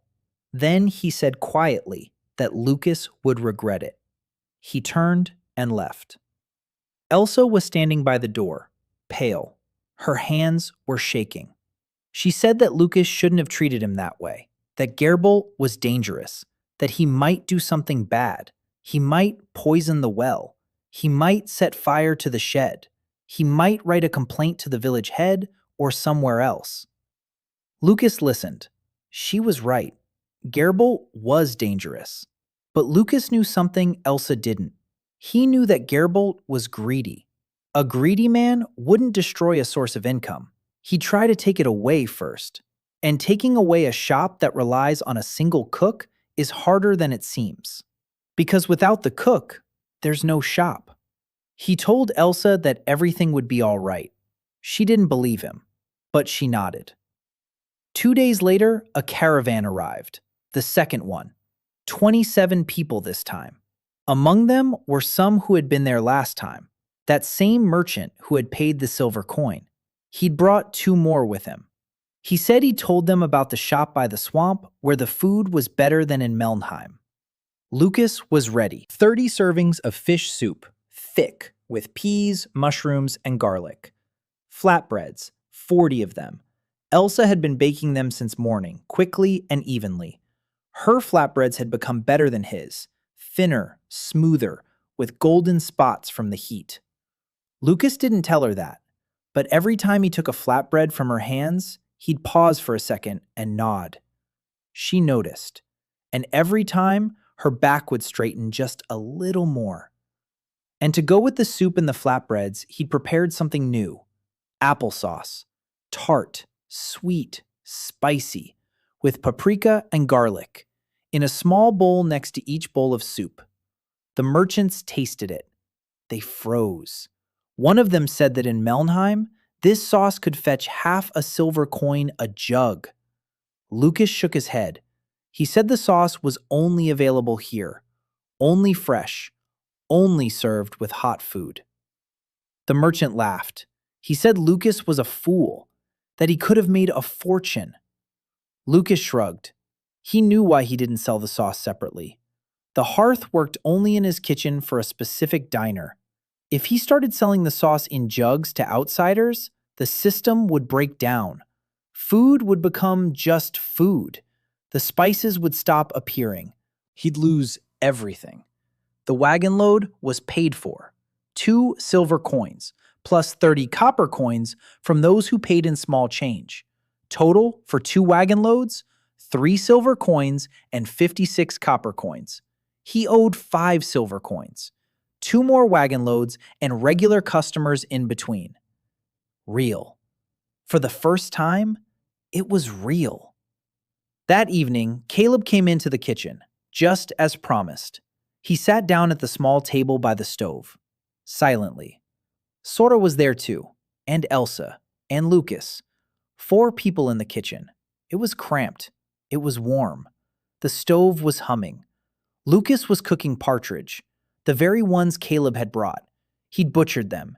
He seared them, added turnips and garlic, a handful of dried mushrooms, 3 berries, a pinch of pepper, and a drop of applesauce. He simmered them in a covered pot over low heat. When he lifted the lid, the kitchen filled with steam, fragrant and thick, like a cloud. He divided the dish among bowls, 4 bowls. First for Elsa, then for Sora, then for Caleb, then for himself. They ate in silence, in the stillness, only the clinking of spoons, and the hum of the stove, and the wind outside the window. Caleb finished first. He set down his bowl, sat there, stared at the wall. Then he said quietly, "It's been a long time since I've eaten at a table with people. 3 years. Ever since my wife left. I've been eating alone, in the woods, by the campfire, from a mess kit. Always alone." No one said anything. Sora buried her face in her bowl. Elsa stared at the table. Lucas poured Caleb a second helping, silently. Caleb picked up his spoon. He ate. Then he said, "I'll be coming by, if that's okay." "It's okay," Lucas said. "Always." The hearth flashed. New dish registered. Braised partridge with wild herbs and applesauce. Category: main course. Level: medium plus. Reward received. He peeked into the pantry later. A bundle, small, light. He unwrapped it. Dried leaves, dark, curled. He held them to his nose. Bay leaves.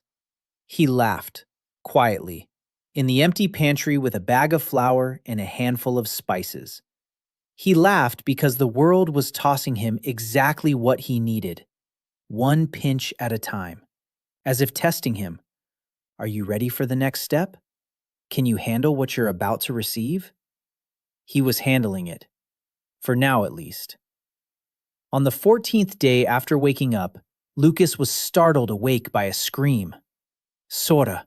She was standing in the yard shouting his name. He ran out, barefoot, wearing only a shirt. Sora was standing by the well, pointing down into it. Lucas walked over and peered inside. A foul stench hit him in the face. Stale water, murky, with an oily film on the surface. He looked closer. Something dark at the bottom. Small. A dead rat. Someone had thrown a dead rat into their well. At night, while they were sleeping. Sora clenched her fists. Her face was white with rage. She said one word. Gerbolt. Lucas stood there, staring into the well. He was thinking. No water, no kitchen. No kitchen, no shop. No shop, no money. No money, no way to pay off the debt. Gerbolt had struck right on target, right where it hurt the most. Not at Lucas, not at Elsa. At the water. Elsa stepped out onto the porch. She saw their faces. She walked over to the well. She looked. She turned pale. Then she said quietly, "The river." Lucas looked at her. She said, "The river is 100 steps away. The water's clean. We can't go any further." Lucas nodded. Then he said, "We'll clean out the well, but first we have to work." For 3 hours they hauled water from the river, in buckets. Sora carried 4 at a time. Lucas carried 2. His leg wouldn't let him carry more. Elsa carried 2 at a time, silently, without complaining. By noon they had enough water for cooking and drinking. Lucas cleaned the well himself. He lowered himself down on a rope. He pulled out a rat. He scooped out the dirty water. He scraped the walls clean. He poured clean river sand onto the bottom, 3 buckets worth. The sand acts as a filter. He knew this from a water purification course he'd taken when he opened a pop-up restaurant in a tent at a festival in Busan. Strange knowledge from a past life, but useful. 2 days later, the water in the well was clear, but they spent those 2 days by the river. Buckets, legs, back. Lucas would fall asleep in the evening and couldn't move his arms. Elsa would lie down next to him, not on her own mattress, on his, for the first time. She didn't snuggle up. She just lay there beside him, back to back. He could feel her warmth through his thin shirt. He didn't turn around. He didn't move. He just lay there, and she lay there. And they fell asleep like that, back to back. In the morning, she woke up first. She left quietly. She set out a mug of herbal tea, just like always, as if nothing had happened. But it had. On the 16th day, something else happened. Lucas was in the kitchen. He was cooking soup for yet another traveler, a typical day. Sora was chopping wood. Elsa was in the garden. He heard voices, several of them, rough, unfamiliar. He stepped out onto the porch. 3 men were standing by the gate, big, dirty, with sticks and knives tucked into their belts. Not bandits. Bandits would have been quieter. These were mercenaries, village day laborers hired for a copper coin and a mug of beer. One of them said they'd come from Gerbold, that the moneylender was demanding repayment of the debt, now, in full, or there would be consequences. Lucas looked at them, 3 of them, with clubs. He was lame and skinny, not a fighter. He'd never been a fighter. The last time he'd fought was at school in San Francisco when he was 12, and he'd lost. Sora. She was standing by the woodpile with an axe in her hands. Not an axe for firewood, an axe for people. Her face was calm, absolutely calm, like someone who'd made up her mind. Lucas said quietly, "Sora." No. She didn't move. She looked at the 3 men. They looked at her, at the axe, at her strong, steady hands, at her eyes, which didn't blink. One of them spat. He said they hadn't come to fight. They'd come to deliver a message, a debt. Now, or there'll be consequences. Lucas said, "Tell Gerbold that the debt will be settled by winter, as agreed. If he wants it sooner, let him bring a document with a signature and a seal, and they'll discuss it, in front of witnesses." The man who had been speaking looked at his companions. They shrugged. They received a copper coin for delivering the message. Fighting a girl with an axe and a lame cook wasn't part of their plan. They left. Sora stood with the axe for another minute after they disappeared around the corner. Then she lowered it. Her hands weren't shaking. Lucas walked up to her. He said, "Thank you." She muttered, "You're welcome." "Any fool can hold an axe," he said. "Not everyone can resist swinging it." She looked at him. She blinked. Her ears turned red. She turned away. She went to chop wood, ordinary wood, not people. That evening, Lucas thought, Gerbold was raising the stakes. A rat in the well? Mercenaries? The next move would be worse. He needed to speed things up. He needed to earn more. He needed to do something that would attract more people. Not travelers, but permanent residents from the village, those very 120 households. He thought about it while looking at the turnip that Elsa was drying on a rope. And suddenly, he realized. The villagers weren't coming to him not only because they were afraid of Elsa. They weren't coming because they didn't know. The peddler had told the travelers. The travelers came. But the villagers hadn't heard the peddler.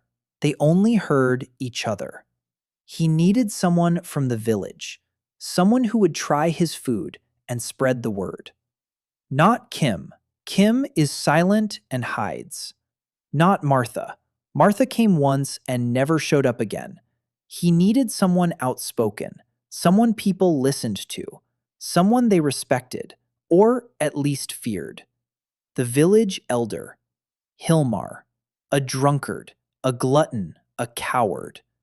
But the village elder, his word carried more weight than that of a farmhand or a witch.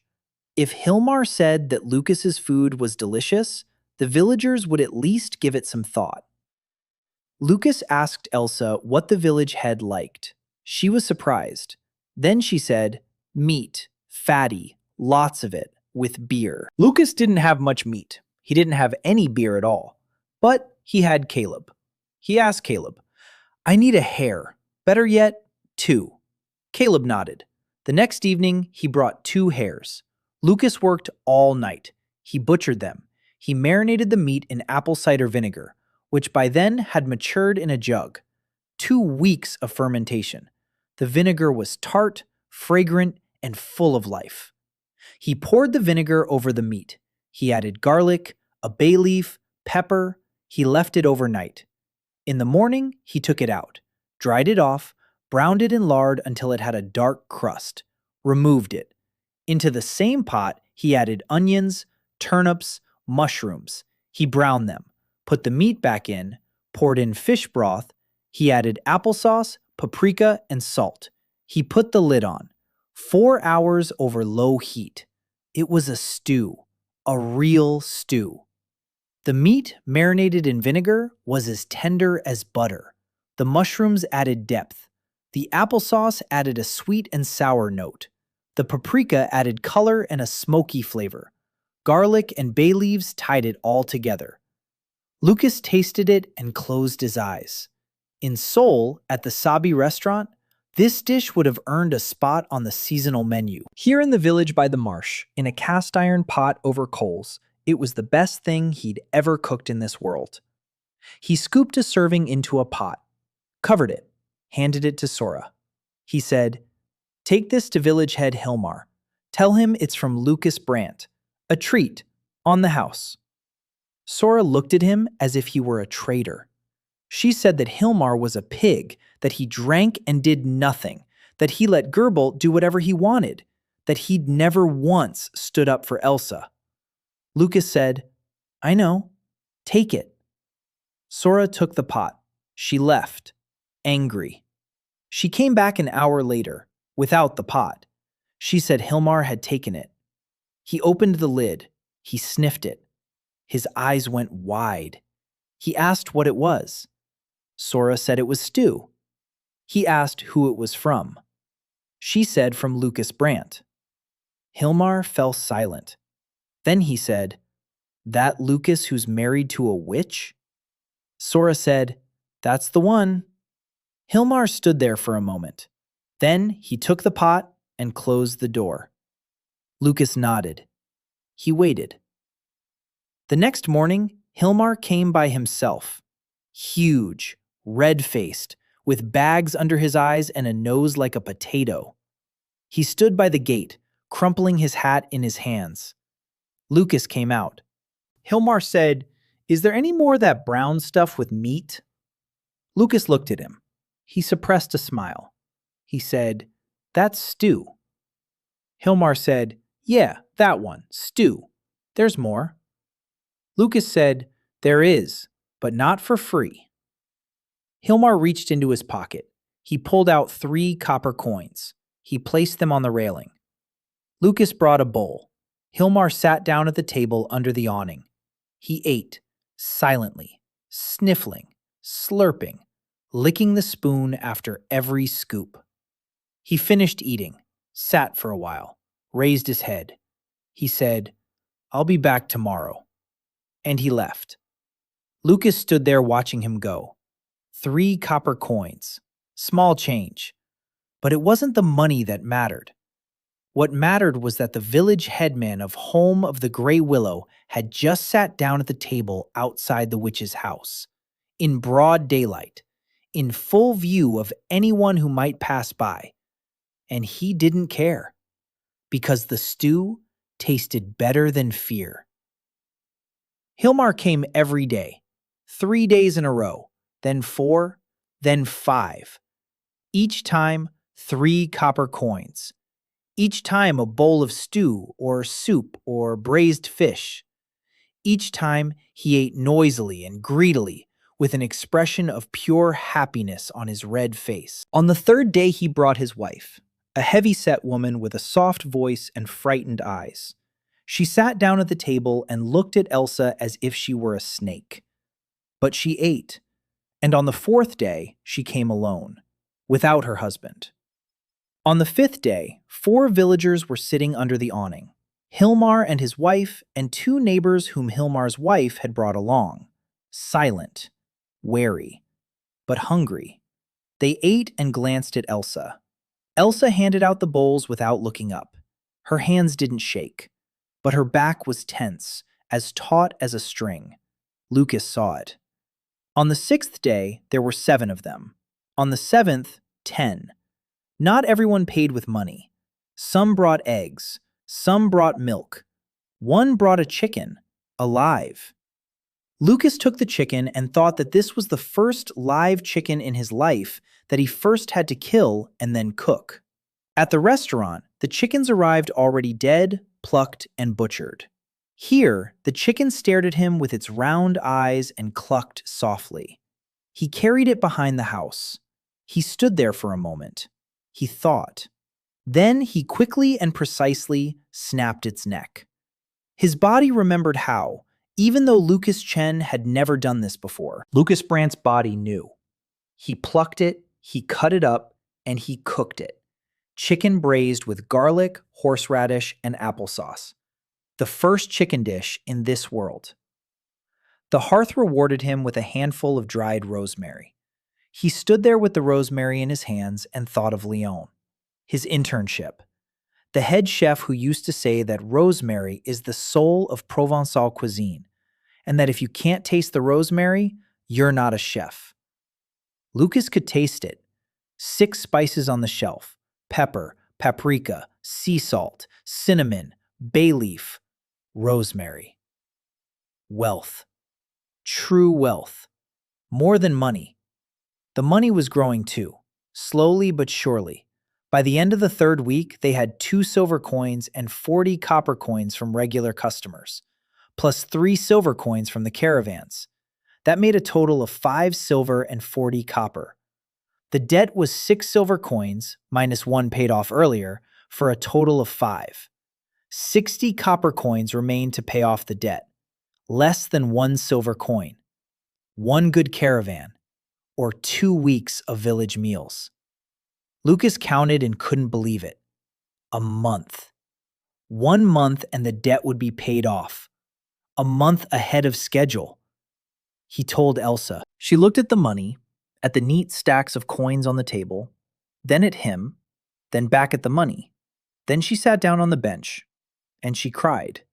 Quietly, silently. Just tears streaming down. Lucas sat down beside her. He didn't hug her. He didn't touch her. He just sat there, beside her. She cried for about 5 minutes. Then she wiped her eyes with her sleeve. She said she was a fool, that crying over money was silly. He said it wasn't about the money. She looked at him. He said, "You're crying because, for the first time in 6 years, you don't have to." She opened her mouth, closed it, opened it again. She said, "I still owe." 60 copper coins. He said, 60 copper coins is 2 weeks. She said, 2 weeks is a long time. He said, 2 weeks is nothing. She looked at him and smiled. Not a forced smile, not crooked, normal, like someone who knows how to smile and has finally remembered how to do it. Lucas looked at that smile and thought that for her sake, it was worth dying in a fire in the kitchen of a restaurant in Seoul and being reborn in a crippled body in a medieval world without garlic. It was definitely worth it. But Gerbold didn't wait. On the 24th day, Lucas woke up to the smell of smoke. Not kitchen smoke, something else. Acrid, bitter. He jumped up, ran out into the courtyard. The awning was on fire. The canvas was ablaze. The tables were engulfed in flames. Someone had splashed oil on the fabric and thrown a torch at night while everyone was asleep. Lucas rushed to the water barrel. He splashed water on the fire. Not enough. Not enough water. Elsa ran out. Sora came running from somewhere in the darkness, barefoot, wearing only a shirt, carrying a bucket, then another. They put out the fire together. 20 minutes. The shed burned down. Completely. The tables were charred. One had collapsed. The canvas was gone. They stood in the pre-dawn darkness, wet, covered in soot, and looked at what was left. Black, charred planks. Ash. Embers. Lucas was silent. Elsa was silent. Sora wasn't silent. Sora said she'd kill Gerbold. Lucas said no. Sora said she'd break both his arms then. Lucas said no. Sora asked, then what? Lucas looked at her, then at Elsa, then at the charred shed, and said, we'll build a new one. A better one. Elsa looked at him. Sora looked at him. He was standing there barefoot and wet and covered in soot and limping, saying he'd build a better one. Sora said he was crazy. Then she went to get some boards. They built for 3 days. They weren't alone. On the second day, Olaf came, the coal man, silently, with his tools. He walked over. He looked at the charred remains. He grunted. He began setting up the posts, sturdy ones, made of solid logs. Olaf was huge and worked as hard as 3 men. On the third day, Kim arrived, the blacksmith. He too was silent. He brought nails, real iron nails, 20 of them. In a village where iron cost more than food, this was a royal gift. Kim hammered the boards into place, quickly, precisely, like a man accustomed to working with the material. Sora helped her father. They worked side by side and didn't speak. But Lucas saw that Kim sometimes glanced at his daughter, at her hands, at the way she held the log, at how she didn't complain or get tired. And there was something in his gaze that Lucas recognized. Pride. Quiet, awkward. The masculine pride of a father who doesn't know how to tell his daughter that she's the best thing he's ever done in his life. By evening on the third day, the shed was standing. New. Sturdy. With a real shingle roof, not canvas. Olaf had cut down 3 young trees and split them into planks. Kim had nailed them down with overlapping edges. Rain won't get through, fire won't catch it. Not so fast. Under the shed stood 3 tables. New. Sturdy. Olaf had made them from solid planks. Rough, but sturdy. Benches made of logs. 6 of them. Enough for 20 people. Lucas stood there looking at the shed, at the tables, at the benches, at the shingles on the roof, at the nails in the boards. Then he looked at Olaf and Kim, who were gathering their tools. He asked, how much? Olaf shook his head. Kim shook his head. Olaf said, feed them. Kim said, feed them. And they left. Lucas stood there. Then he turned to Elsa. She was looking at the shed, at the roof, at the tables, at the spot where the ashes had been yesterday. Her eyes were dry. She wasn't crying. She was smiling, that same normal smile she'd remembered 2 days ago, one that now didn't fade as quickly as it used to. She said, they came to help. Lucas nodded. She said, to us. He nodded. She paused. Then she said, for 6 years, I thought everyone hated me. Lucas said, not everyone. She nodded. She went into the kitchen to make dinner. Lucas could hear her clanging pots and pans quickly, confidently, like someone who knows exactly what they're doing. The debt was settled on the 32nd day. Lucas brought the money himself. 6 silver coins, exactly, counted. He placed them on the table in front of Gerbold. He said, count them. Gerbold counted them, slowly, coin by coin. Then he looked up. Lucas stood there waiting. Gerbold said, What about the interest? Lucas said there was no interest in the contract. Gerbold said, everyone knows. Lucas said, the paper. Gerbold was silent.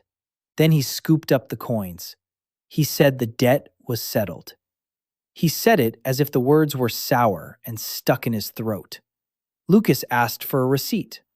Gerbold flushed, but he wrote it, crooked, spitefully. He stamped it. Lucas took the receipt. He went out. He walked home holding the paper with both hands, like a child holding the first gift of his life. Elsa was waiting on the porch. She saw his face. She saw the paper. She understood. She didn't ask. She just stood up and walked toward him. And she hugged him. For the first time. Ever. Tightly. Silently. He stood there, feeling her arms around his back, slender, strong, warm. She smelled of smoke from the stove, herbs from the garden, and something else, something that was uniquely hers. He hugged her back, gently, like a man holding something fragile, afraid of breaking it. They stood like that for a minute. Then Elsa pulled away. She looked at him, one eye gray, one green, teary, but she was smiling.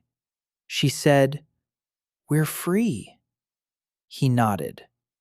Free. But Gerbold hadn't finished. Lucas knew that. The receipt confirming the debt was paid off was a victory, but not the end of the war. Gerbold had lost money. He'd lost leverage. He'd lost face in the village because the witch's lame husband had paid off the debt in a month. That's not something people forgive. 3 days after the debt was settled, Lucas learned that Gerbold had gone to Melnheim. Caleb told him.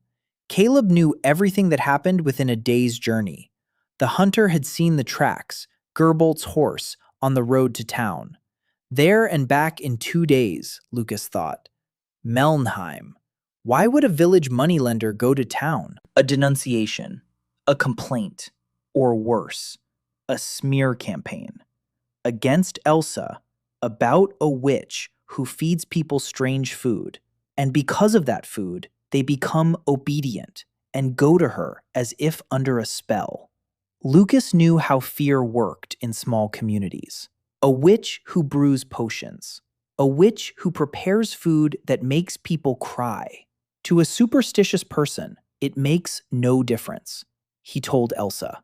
She turned pale. Her hands trembled, but not like before. Before, she would turn pale and freeze like a little animal.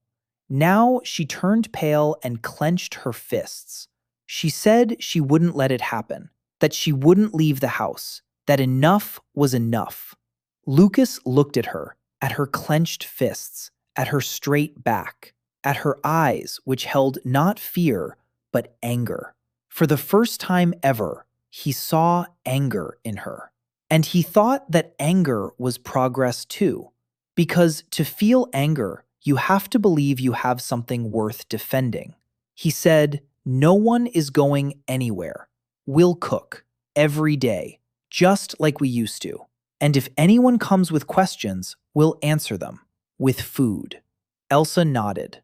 The next few days were quiet, deceptively quiet. Lucas cooked. The villagers came. Already 15 people a day. Not all of them every day, but a steady stream. Hilmar came twice a day, in the morning and in the evening. He paid on time. He ate a lot. After every bowl, he'd say how delicious it was and ask why no one had cooked like this before. Every time, Lucas suppressed the urge to say it was because no one in this world knew how to properly saute onions. But he kept quiet. He smiled. He poured a second helping. Caleb came every evening. He'd sit in the kitchen. He'd eat in silence. He'd leave. Sometimes he'd bring game. Sometimes he'd just come by. Lucas stopped thinking of it as a transaction. Caleb wasn't a customer. Caleb was family. Olaf came by once every 3 days, always with charcoal, always in silence. He'd eat, nod, leave. But one day, he brought a small wooden spoon with him, hand-carved, with a pattern on the handle. He set it on the table next to an empty bowl. He didn't say a word. He left. Lucas picked up the spoon. He looked at the pattern. Flowers. Olaf. Huge, with hands like logs. He carved flowers on a wooden spoon. For Elsa. Because all the wooden spoons in the house were old and cracked. Lucas gave the spoon to Elsa. She looked at the pattern, at the flowers, at the spoon. Then she said quietly, "It's beautiful." And she began to eat with it. Every day. Only with it. On the 40th day, Lucas decided it was time. The shop was doing well. Money was coming in, the debt was paid off, firewood was stocked, flour was bought, salted meat was prepared, fish was salted, mushrooms were dried. The pantry was fuller than ever. For the first time in her life, Elsa went to bed without fear of tomorrow. The short-term goal was achieved, but Lucas was thinking ahead. A shop is good, but a shop is just 2 tables under a canopy. He needed an inn, a real one, with a guest room, with a kitchen, not just a corner by the stove, with a pantry, not just a shelf. To do that, he needed to expand the house. He needed money. He needed helping hands. He needed time. And he needed a name. Not Lucas Brandt, the witch's husband, but Lucas Brandt, the cook from Grey Willow Hill. He started with the name. He ordered an iron sign from Kim, a small one, a simple one. Kim forged it in 2 days, black letters on an iron plate, Grey Willow. Lucas hung the sign above the awning, Grey Willow, the first name, the first step toward turning the house by the marsh into something greater. Elsa looked at the sign for a long time. Then she asked, "Why Grey Willow?" Lucas said. "Because we live by Grey Willow Hill, and because gray is the color of beginnings. Everything is gray before dawn. Then the light comes." She looked at him, then at the sign, then at him again.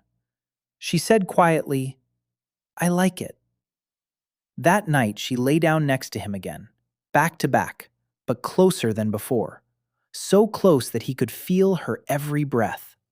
And in the middle of the night, she turned in her sleep and rested her head on his shoulder. He froze, held his breath. She was asleep. Her breath was warm on his neck. Her hair tickled his chin. He lay there, not moving, afraid to wake her. Afraid she'd wake up, pull away, and feel ashamed.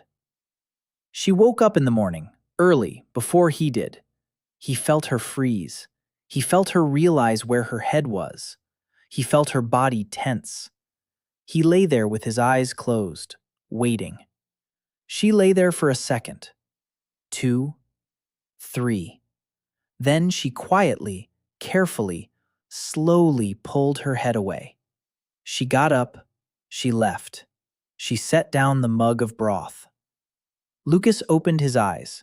The mug was in its usual spot, as always. He picked it up. He drank it. Bitter broth. Hot. He set down the empty mug. He got up. He went into the kitchen. Elsa was standing by the stove, with her back to him. Her ears were red. He walked over, took a plate, placed a flatbread on it, poured some soup, set it in front of her, just like every morning, first thing. She looked at the plate, then at him. He said, "Good morning." She said, "Good morning," and nothing else. And that was just right. On the 45th day, a man arrived from Melnheim. Lucas saw him from a distance. A horse, fine clothes, a hat with a feather, gloves. Not a merchant, not a soldier, an official, or something like that. The man tied his horse by the roadside. He walked up to the porch. He looked around. He looked at the sign, at the tables, at Elsa, who was carrying bowls, at Lucas, who was standing on the porch. He introduced himself. Master Frederick, assistant to the guildmaster of the Melnheim Merchants Guild. He had come in response to a complaint. The complaint was that a certain Lucas Brant from the village of Grey Willow Hill was selling food without the guild's permission, without a license, and without paying sales tax, and that his wife was suspected of witchcraft and poisoning the food. Lucas listened, standing on the porch, hands in his pockets. His face was calm. Inside, it was cold and quiet, like in a freezer. Frederick spoke politely. He didn't make any threats. He simply stated the facts. There's a complaint. We need to investigate. If everything's in order, he'll be allowed to leave. If not, there will be consequences. A fine, closure, possibly arrest. Lucas asked, who filed the complaint? Frederick said the complainant had the right to remain anonymous. Lucas nodded. Gerbold, obviously. He looked at Frederick, at his face, tired, with dark circles under his eyes. The man had ridden for 3 days on a rough road just to file a complaint from the middle of nowhere. He didn't want to be here. He wanted to be in Melnheim, in a warm office, with a mug of beer. Lucas said, Master Frederick, you've been traveling 3 days on horseback. Let's eat first. Then you can check whatever you want. Frederick looked at him, at the awning, at the smoke rising from the chimney, at the smell wafting from the kitchen. Lucas was cooking a special dish that day, chicken stewed with apples and rosemary. One of the villagers had brought the chicken as part of the weekly lunch ration. The apples were from the bucket Sora had brought. The rosemary was from Ochag. The chicken simmered over low heat for 4 hours. The meat fell off the bones. The apples had broken down into a sweet puree. The rosemary gave off a fragrance that made your head spin. Lucas set the bowl in front of Frederick. Frederick looked at the bowl, then at Lucas, then at the bowl again. He picked up a spoon. He tasted it. He froze. Lucas saw the moment, that very moment of the first spoonful. His eyes widened. His jaw froze. Then he slowly began to chew. Frederick ate slowly, savoring every bite, every spoonful of sauce, every morsel of the fallen-apart apple. He finished. He set down the spoon. He sat there for a moment. Then he looked at Lucas. He said, "This is sorcery." Lucas tensed up. Frederick smiled, for the first time during the entire conversation. He said he was joking, that this was the best thing he'd eaten in the last year, that they didn't cook like this in Melnheim. Nowhere. Then his expression turned serious. He said that a complaint is a complaint, that he needed to file a report. That by law, a permit is required to sell food. Not a full guild license, but a permit from the local council. It costs 2 silver coins, plus tax. 1 silver coin per quarter. Lucas did the math. 3 silver coins is a month and a half's worth of work.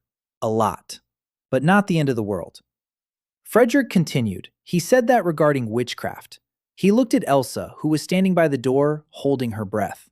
He said he saw no signs of witchcraft, that he saw a woman who was working, and a man who was cooking, and that was all. He'll write in his report that the complaint was unfounded. Elsa exhaled. Lucas exhaled. Frederick stood up. Then he hesitated. He asked, "Is there a second helping?" Lucas laughed. He brought a second bowl. Frederick ate the second bowl more slowly than the first. He savored it. The hearth flickered. The eater's profile. Frederick. A man. 35. Undervalued. Recognition. A man who does work that no one appreciates. 10 years in the guild. Not a single raise. Eats alone in the room above the office. Soup from the tavern. The same soup every day. Lucas thought for a moment. Then he said, "Master Frederick, if you're ever in our part of the world, stop by. There's always a plate for you." Frederick looked at him, nodded, mounted his horse, rode off. 3 silver coins for the permit and tax. Lucas sat there counting. They had 2 silver coins in reserve after paying off the debt, plus their current income. It would last 2 weeks, but in 2 weeks, they'd have to pay again. That meant 2 weeks without savings. That meant the inn would have to wait. He was thinking about this when Sora came in, angry, flushed, with trembling hands. She said she'd heard something in the village. Gerbolt was telling everyone that Lucas was trading without a permit and that they'd shut him down soon, that the witch would be arrested, that everyone who'd eaten at their place would be punished too. Lucas listened. Then he said, "The permit will be ready in 2 weeks. Let him talk." Sora said the villagers would get scared. They'd stop coming. Lucas thought about it. She was right. Fear spreads faster than the truth. If the villagers heard that the shop was going to be shut down, they'd stop coming. And then there wouldn't be any money for the permit. And then the shop really would be shut down. A vicious cycle. He needed to do something fast, something striking, something that would remind the villagers why they came. And then it hit him. A festival. The village harvest festival was in 3 days. Every year, the village gathered in the square. They ate, they drank, they danced. The church sexton read a prayer. The village elder gave a speech. It was all boring and routine. The villagers' wives prepared the food: porridge, bread, boiled meat if they were lucky. Lucas went to Hilmar. He said he wanted to cook at the harvest festival, for free, for the whole village. Hilmar looked at him, chewed his lip, thought. Lucas saw 2 feelings battling in his small eyes: fear of Gerbolt and the memory of the stew. The stew won out. Hilmar said, "All right, go ahead and cook." Lucas went home. He told Elsa and Sora, "In 3 days, we're feeding the whole village." Sora asked, "How many is that?" Lucas said, 120 households. Figure 250 people, maybe 300. Sora said he was definitely crazy. Elsa said nothing. Then she said quietly, "I'll help." For 3 days they worked non-stop. Lucas counted 300 servings, 300 bowls of stew, 6 pots to cook at the same time. He had 2. Kim gave him 2 more. Olaf brought a cauldron, huge, cast iron, from the coal merchant's workshop, the 5th one. Caleb brought 5 hares and 2 dozen partridges. Lucas butchered everything, marinated it in vinegar, cooked the broth. 2 cauldrons, 1 for fish, 1 for meat. Elsa baked flatbreads, 100, 200, 300. Her hands were elbow deep in flour. Her face was white with flour. Her eyes were bright, 1 gray, 1 green. Sora hauled water, firewood, meat, fish, and anything else that wasn't nailed to the floor. 3 days. And now it was the morning of the feast. Lucas stood in the village square next to 5 pots and a cauldron over the bonfires. Smoke rose into the sky. The aroma wafted through the streets. The village was waking up and breathing it in. He was cooking soup, meat soup, thick, with mushrooms, garlic, and horseradish, with bay leaves, pepper, and paprika. 300 servings, 1 cook, 2 assistants, and the whole village, which had come and was standing there watching and waiting. Lucas picked up a spoon. He tasted it. Good. No. Excellent. He looked at the crowd, at the faces, at the hungry eyes, at the children craning their necks, at the old people swallowing hard, at the women clutching the bowls they'd brought from home, at Gerbolt, who stood in the back row and watched with hatred. Lucas picked up a ladle and began to serve. Bowl after bowl, face after face, hand after hand. He couldn't see each person's need through the hearth. There were too many of them. But he didn't need to. Today, he wasn't cooking for just one person. Today, he was cooking for everyone. And the hearth was silent. It didn't reward. It didn't blink. It was simply silent. Because today, the food wasn't about the system. Today, the food was about why he was here. The village ate, silently. Then not silently. Then noisily. The children laughed. The elders praised it. The women asked for the recipe for the flatbreads. The men asked for seconds. Hilmar ate 3 bowls and after each one said how delicious it was and why he hadn't known about it before. Aunt Martha came with her spoon. She finished eating. She walked over to Elsa. She looked at her. She said, "Your flatbreads are better than mine." It wasn't a compliment. For Martha, it was an admission of defeat. Elsa stood there, not knowing what to say. Then she said, "Thank you." Martha nodded and left. Gerbold stood in the back row and didn't eat. He just stood and watched. Then he left, quietly, unnoticed. Lucas saw him. By evening, the square had emptied. The pots were empty. There were no flatbreads left. Lucas sat on an upside-down bucket next to the extinguished campfires. Elsa sat beside him. Sora slept right on the grass, curled up in a ball. She'd worked 3 days straight and collapsed as soon as the last bowl was washed. Elsa covered her with her scarf. Lucas watched this. At Elsa, who was covering the sleeping Sora. At her careful, gentle hands. At her quiet, peaceful face. She noticed his gaze. She looked at him. He said, "You were amazing today." She blinked. Then she said, "I was just baking flatbreads." He said, 300 flatbreads. In 3 days, without complaint, without stopping. That's not easy. She looked at him for a long time. Then she said quietly, "It wasn't hard for me. I felt good." And he realized that it was true. For the first time in her life, Elsa was working not because she had to, but because she wanted to. Not out of fear, but out of something else. Something warm, something new. He didn't tell her what it was called. She'd figure it out on her own, when she was ready. They sat in the square, empty and quiet. The stars were bright. The air smelled of smoke, meat, and bread. And for the first time in 45 days, Lucas Chen, the chef from Seoul who had died in the restaurant kitchen, didn't think about his past life.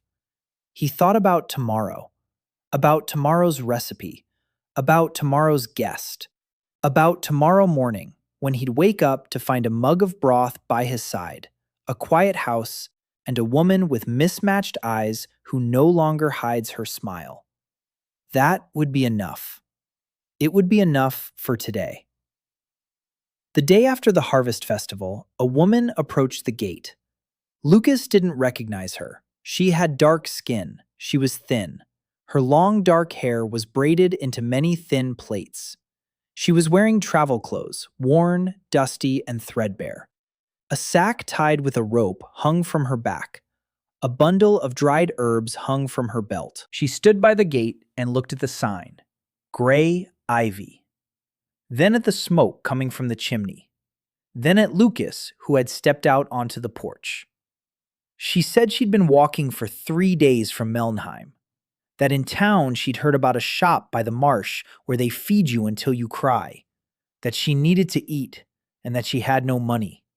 Lucas looked at her eyes, dark and calm and deep as a well. At her hands with long fingers, stained with dirt and grass juice. At the bundle of herbs on her belt. He recognized some of them. 7-week herb, dried cow parsley, something resembling sage, something he'd never seen before. A herb. "Come in," he said. She came in, sat down at the table, silently. Lucas went into the kitchen.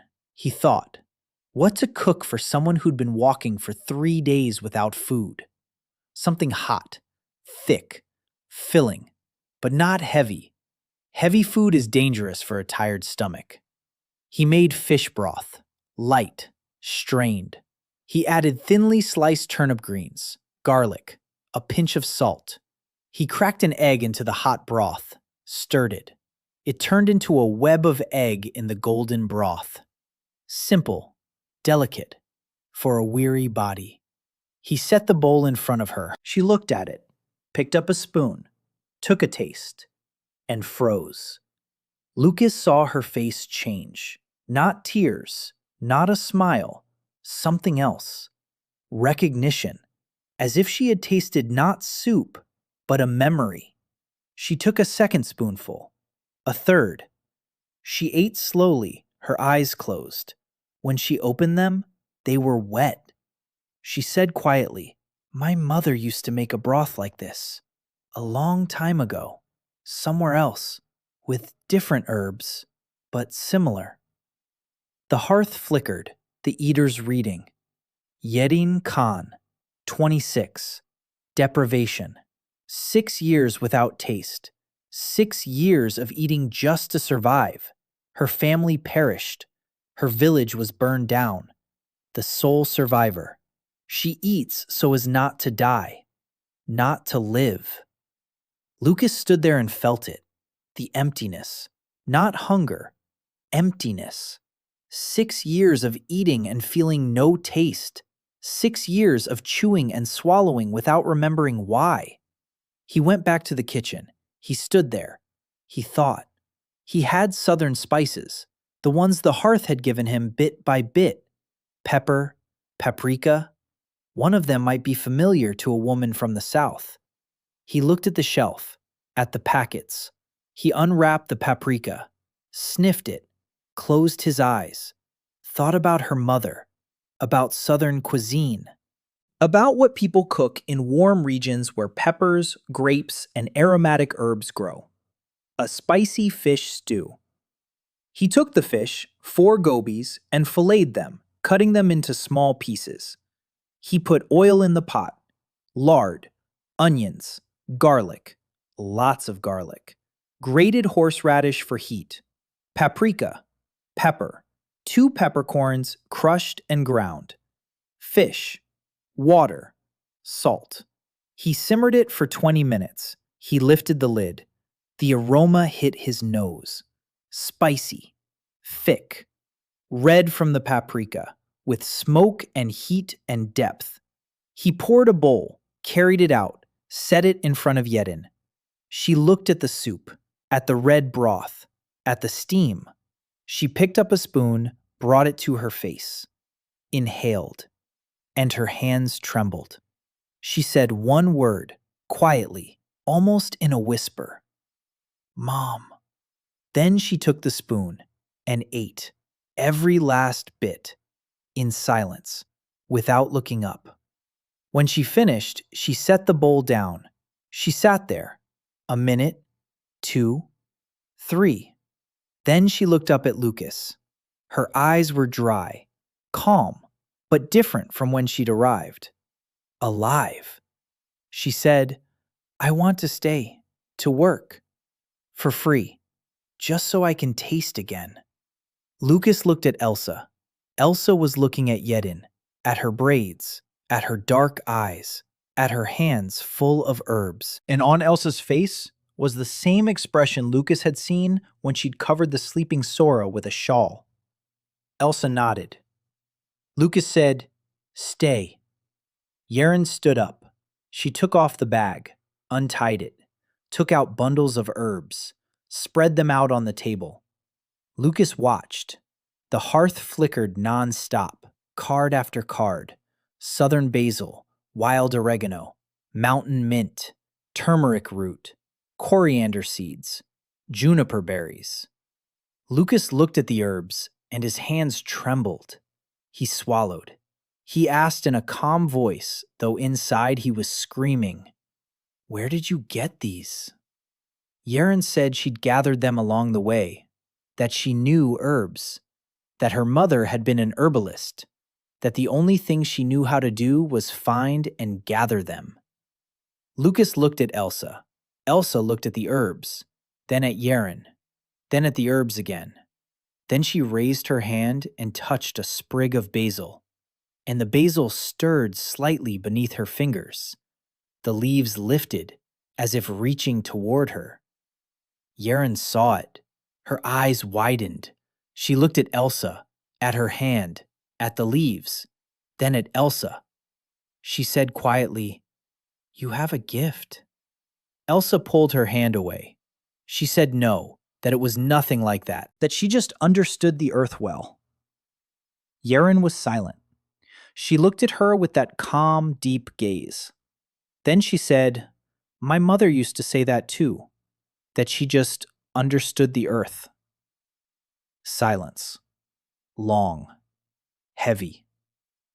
Elsa stood there, pale and tense. Lucas placed his hand on her shoulder, gently. She flinched. Then she relaxed. He said, "Yeren, not now." Yeren looked at him. She understood. She nodded. "Not now. Later.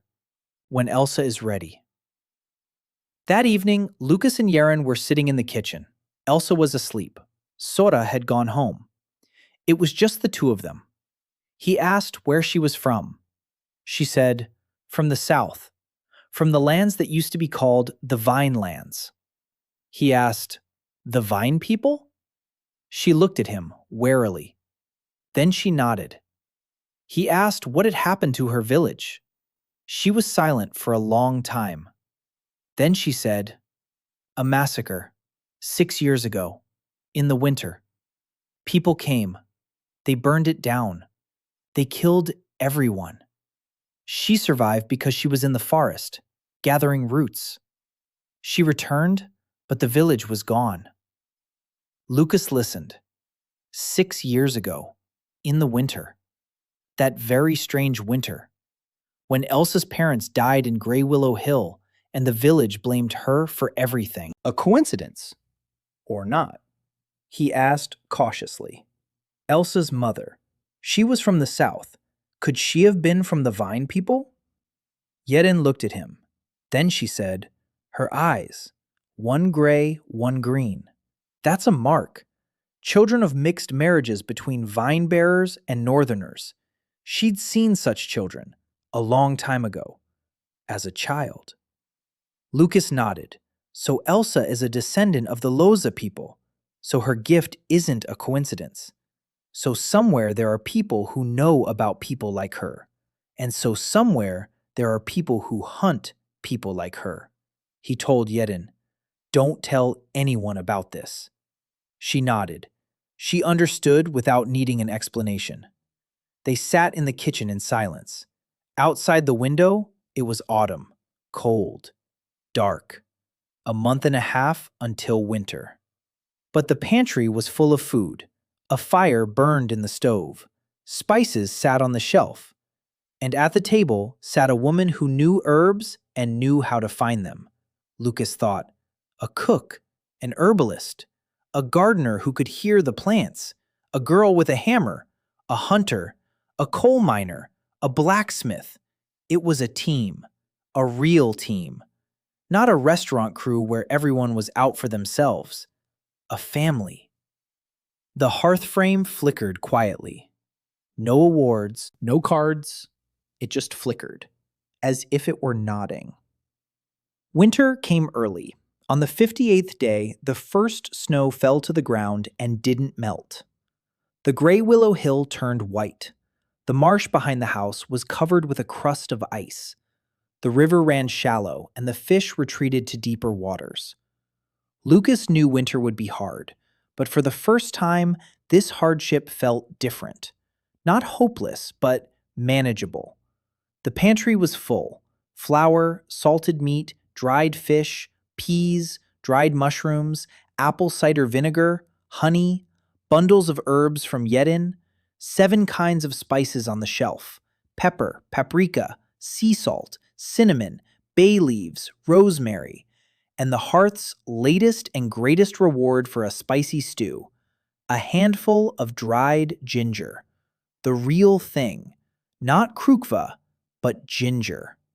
Lucas hid it like gold, because it was gold.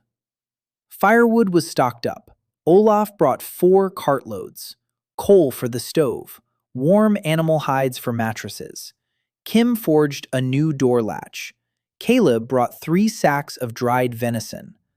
Sora dragged an old but sturdy door for the pantry from somewhere. Lucas didn't ask where.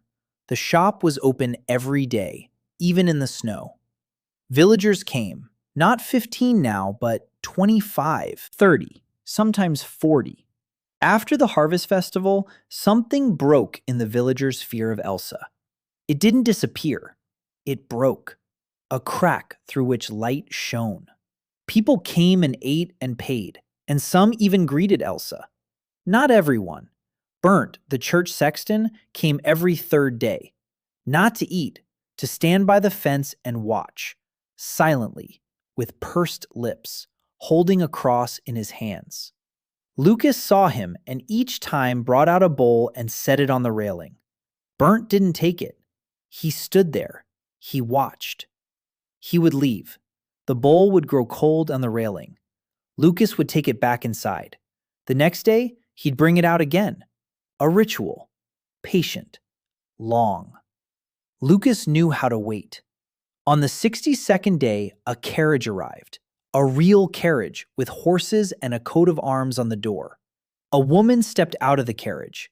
Tall, a redhead, in a warm cloak with a fur collar, with sharp features and eyes that looked at the world as if it were a subordinate who had arrived late for a meeting. Baroness Adele von Eisenrich. She had come on an inspection, formally. Baron von Eisenrich had died 2 years ago, and the Baroness had been managing the estates alone. Grey Willow Hill was part of her estate. She had heard about the shop, heard about the cook, heard about the witch, and she had come to see it with her own eyes. She was accompanied by 2 servants and a clerk. Lucas stepped out onto the porch. He looked at the carriage, at the coat of arms, at the Baroness, at her cold, commanding face. He bowed, not deeply, just enough to be proper. She looked down at him, even though they were the same height. It was just that she knew how to look down on people of any height. She said she wanted to see the shop. Lucas showed her. The awning, the tables, the kitchen, the pantry. She inspected everything in silence. The clerk took notes. The servants stood by the doors. Elsa stood by the stove, as white as flour. Sora stood by the woodpile with an axe, just in case. Yeren sat at the table, sorting through herbs, calm as a rock. The Baroness walked around everything. Then she said, "Serve the meal." Lucas looked at her. He asked who would be eating. She frowned. She said, "I'll be eating." "Obviously," Lucas said. "I understand, but I need to know who you are. Not your name, not your title. Who you are at the table, one person or with someone else. A lot or a little, spicy or mild." She looked at him as if he were mad. Then she said, "Alone, always alone." Lucas nodded. He went into the kitchen. He cooked for 20 minutes. Not soup, not stew, not a broth. Baked potatoes. He'd gotten the potatoes from one of the villagers in exchange for 3 meals. Small, dirty, but potatoes. He washed 3 potatoes, wrapped them in wet clay, put them in the coals. 30 minutes. Then he took them out, broke open the clay, cut the hot potatoes in half, put a piece of fresh butter inside. He'd churned the butter that morning from the milk Hilmar's wife had brought. The first butter in this world. He churned it in a pitcher for a long time. His hands ached, but it worked. The butter melted on the hot potatoes and soaked in. On top, he placed finely chopped herbs, basil from Yedin, a pinch of sea salt, a single drop of apple cider vinegar. That's all. A simple dish. 3 potatoes, butter, herbs, salt.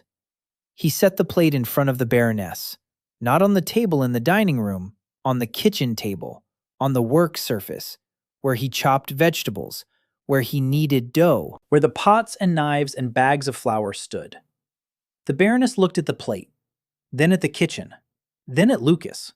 She said she was used to eating in the dining room. Lucas said, "Madam, sometimes it tastes better when no one is watching." She was silent. For a second. 2. Then she sat down. On the kitchen stool. She looked at the potatoes, at the oil that was melting and dripping, at the herbs. She picked up a potato with her hand, without a fork, without a knife. With her hand. Lucas saw her freeze halfway to her mouth. How she looked at her hand. At the glove she'd forgotten to take off. She took off the glove. Slowly. like someone who hadn't done it in a long time. She picked up the potato with her bare fingers, took a bite. She chewed. She swallowed. She took another bite.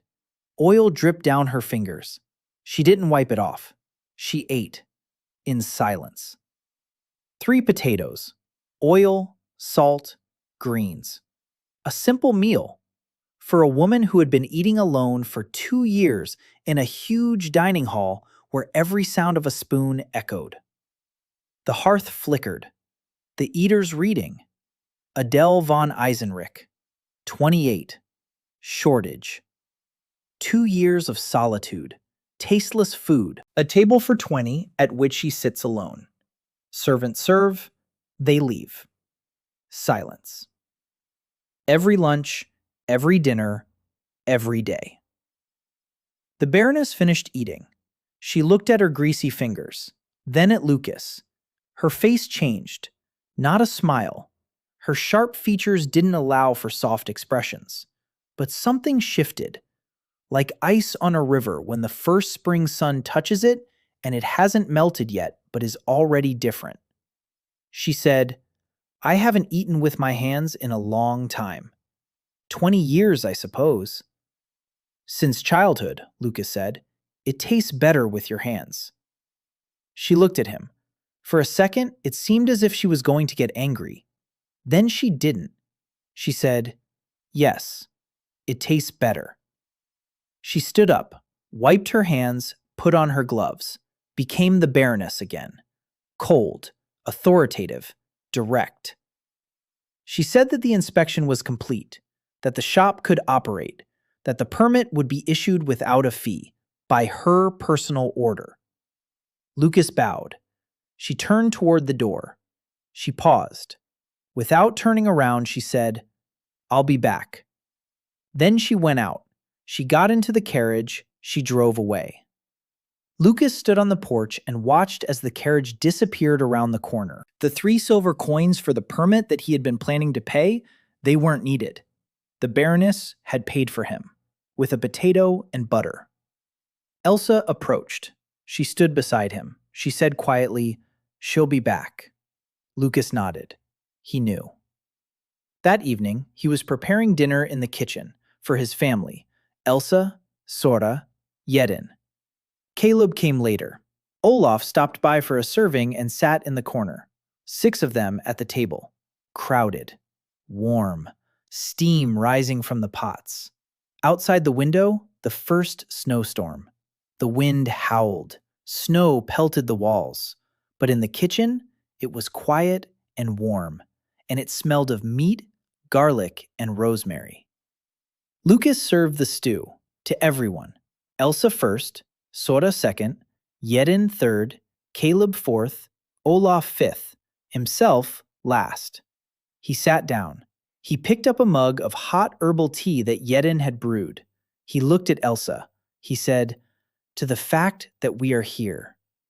Elsa looked at him, at the mug, at everyone at the table, at Sora, who was already chewing, not waiting for the toast, at Caleb, who nodded silently, at Olaf, who raised his mug with his huge hand, at Yedin, who smiled.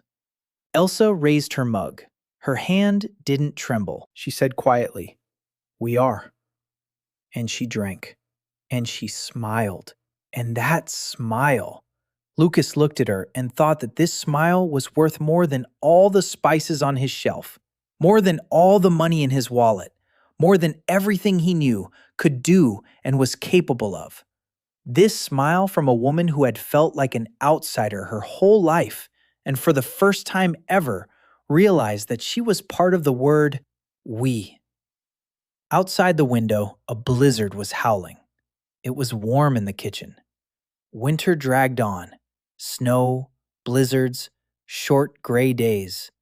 But the shop stayed open, every day. No days off, no breaks. Lucas cooked. Elsa baked flatbread. Sora hauled firewood and water. Yedin brewed herbal teas and helped with the preparations. Caleb brought in game. Olaf delivered coal. The villagers came, every day, through the snow, through the cold, through the blizzard.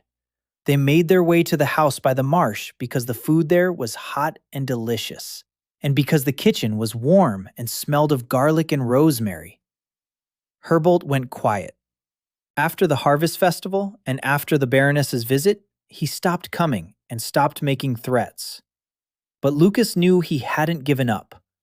Herbold was waiting. On the 73rd day, the church sexton, Burnt, took the bowl from the railing for the first time. Lucas saw it from the window. Burnt stood there. He looked at the bowl. Then, as quick as a thief, he snatched it up and left. The next day, he returned it empty. He set it on the railing. He said nothing. He left. Lucas went out. He took the bowl. It was clean. Licked clean. He set out a new one. A week later, Burnt was eating every day, silently, by the fence, without entering the yard. But he was eating. Progress. Slow. Stubborn. Like everything in this village. The Baroness came again, 3 weeks after her first visit, without the clerk, without servants, alone, on horseback, in a winter cloak. She rode up to the carport, dismounted, tied up her horse, walked into the kitchen as if she were at home. She said, "Potatoes." Lucas prepared them, just like the first time.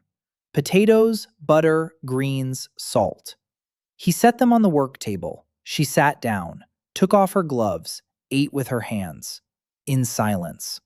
Finished eating, sat for a while.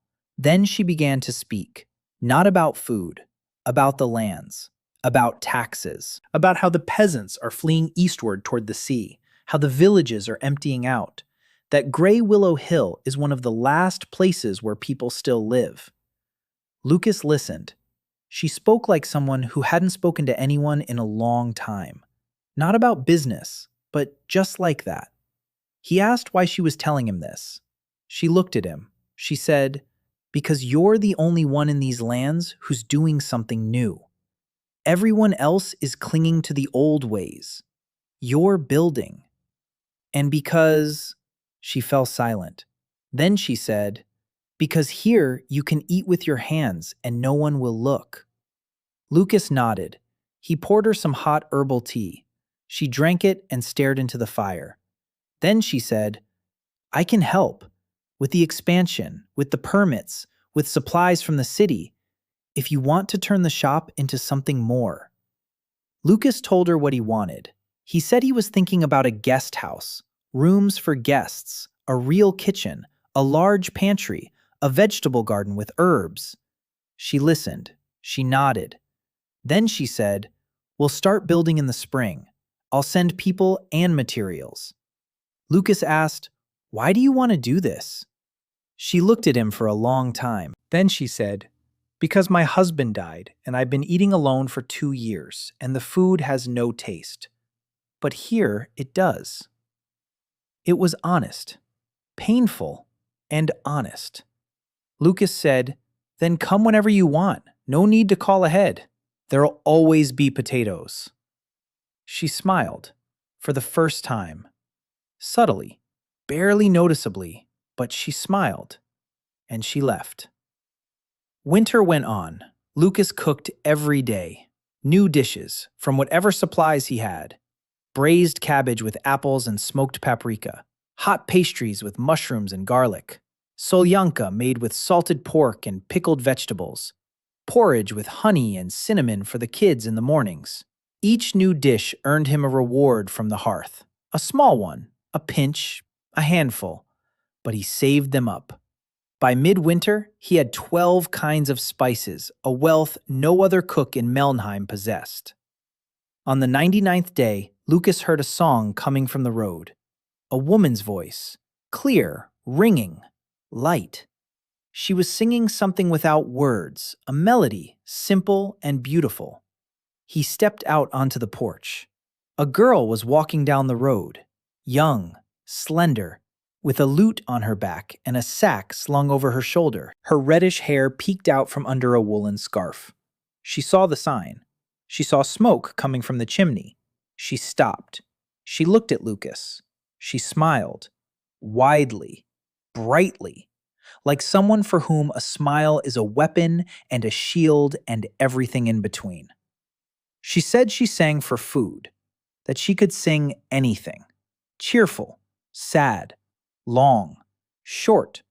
Lucas looked at her bright, cheerful eyes, and at the shadow behind them, a shadow that her smile covered but didn't hide. He said, "Come on in." Mira Lee, that's how she introduced herself. 19 years old, a wandering musician, an orphan, didn't know where she was from, didn't remember her parents, grew up near an inn, had been singing for food since she was 10. She knew 500 songs, not a single one of her own. Lucas fed her soup, hot, thick, with mushrooms and meat. She ate and talked and ate and talked and ate and talked, without stopping, as if something terrible would happen if she fell silent. Lucas recognized this type: those who talk to keep from thinking, those who laugh so they won't cry. The stove flickered, the eater's reading. Mira, 19, a shortage, her own. She has nothing of her own. No songs, no home, no name, no memories. She sings other people's songs because she has none of her own. She doesn't remember her mother. She doesn't remember her voice. She doesn't remember a lullaby. Lucas stood in the kitchen after Mira had fallen asleep by the stove, curled up like a stray cat. He thought, a lullaby. A mother. The people of Loza. He looked at Yedin, who was sitting nearby, sorting through herbs. He asked quietly, "The lullabies of the people of Loza, do they exist?" Yedin looked up. She said there were, that the mothers of the vine sang to their children over milk porridge with honey and cinnamon, that the porridge and the song were a single ritual, that she remembered the melody. Lucas listened. The melody: milk porridge, honey, cinnamon. He had everything. In the morning, he cooked the porridge: milk, flour, honey, cinnamon. Slowly, over low heat, stirring constantly. The porridge was simple, like a child's, sweet. It smelled of cinnamon and honey and milk. It smelled of what childhood should smell like. He set the bowl in front of Mira. She woke up, stretched, saw the bowl, smiled. She reached for a spoon. She took a bite, and her smile faded. Not because it didn't taste good, because something had happened. Her face changed. It became small, childlike, frightened. She took a second spoonful. She froze. The spoon hung in the air. Mira stared into the bowl. Then she closed her eyes. Then she opened them, and they were full of tears. She said quietly, "A voice. I hear a voice. Mom's voice. She's singing." She sat on the kitchen floor with the bowl in her hands and cried, not quietly, not silently, loudly, like a child, like a 19-year-old girl who had lived without her mother for 10 years and suddenly remembered. Elsa walked over. She sat down next to her. She hugged her. She just hugged her. She didn't say a word. She held her. Mira cried into her shoulder, and Elsa held her and stroked her hair. And Lucas stood by the stove, watching the two women on the floor, watching Elsa, who a year ago didn't know how to hug. Spring arrived in a single day. Lucas woke up and heard dripping. The snow was melting. The ice on the marsh was cracking. The river was swelling. The earth was breathing. Elsa was kneeling in the garden. Her hands were covered in dirt. Her face was turned toward the sun. She was smiling. She was simply kneeling in the dirt, smiling at the sun. Lucas watched her from the window, at her black braid draped over her shoulder, at her hands in the soil, at her calm, warm face. She was beautiful. He hadn't thought of her in those terms before. But she was beautiful. One eye was gray, the other green. In the sunlight, they sparkled, like two different stones in a single setting. Construction began a week later. The Baroness kept her word. She sent 4 carpenters and 2 carts of lumber. Lucas showed them the plan, a charcoal sketch on a board. He'd spent 3 months drawing it on winter evenings. A kitchen. A real large kitchen with 2 stoves and a stone floor. A dining hall seating 30. 3 rooms upstairs for guests. A pantry, separate, with shelves, with a door. A cellar for storage. The carpenters looked at the drawing. They scratched their heads. They said it was complicated. Olaf said it wasn't difficult and began setting the beams. Olaf and 4 carpenters, along with Kim, who forged staples and nails, and Sora, who hauled logs right alongside the men. They built for a month. Lucas cooked for the builders 3 times a day. Breakfast, lunch, dinner. Something different every time. The carpenters from town had never eaten like that on a construction site. They worked like madmen. One of them said that for food like that, he'd build a palace. Lucas said a palace wasn't needed. What was needed was a kitchen. While they were building, 3 things happened.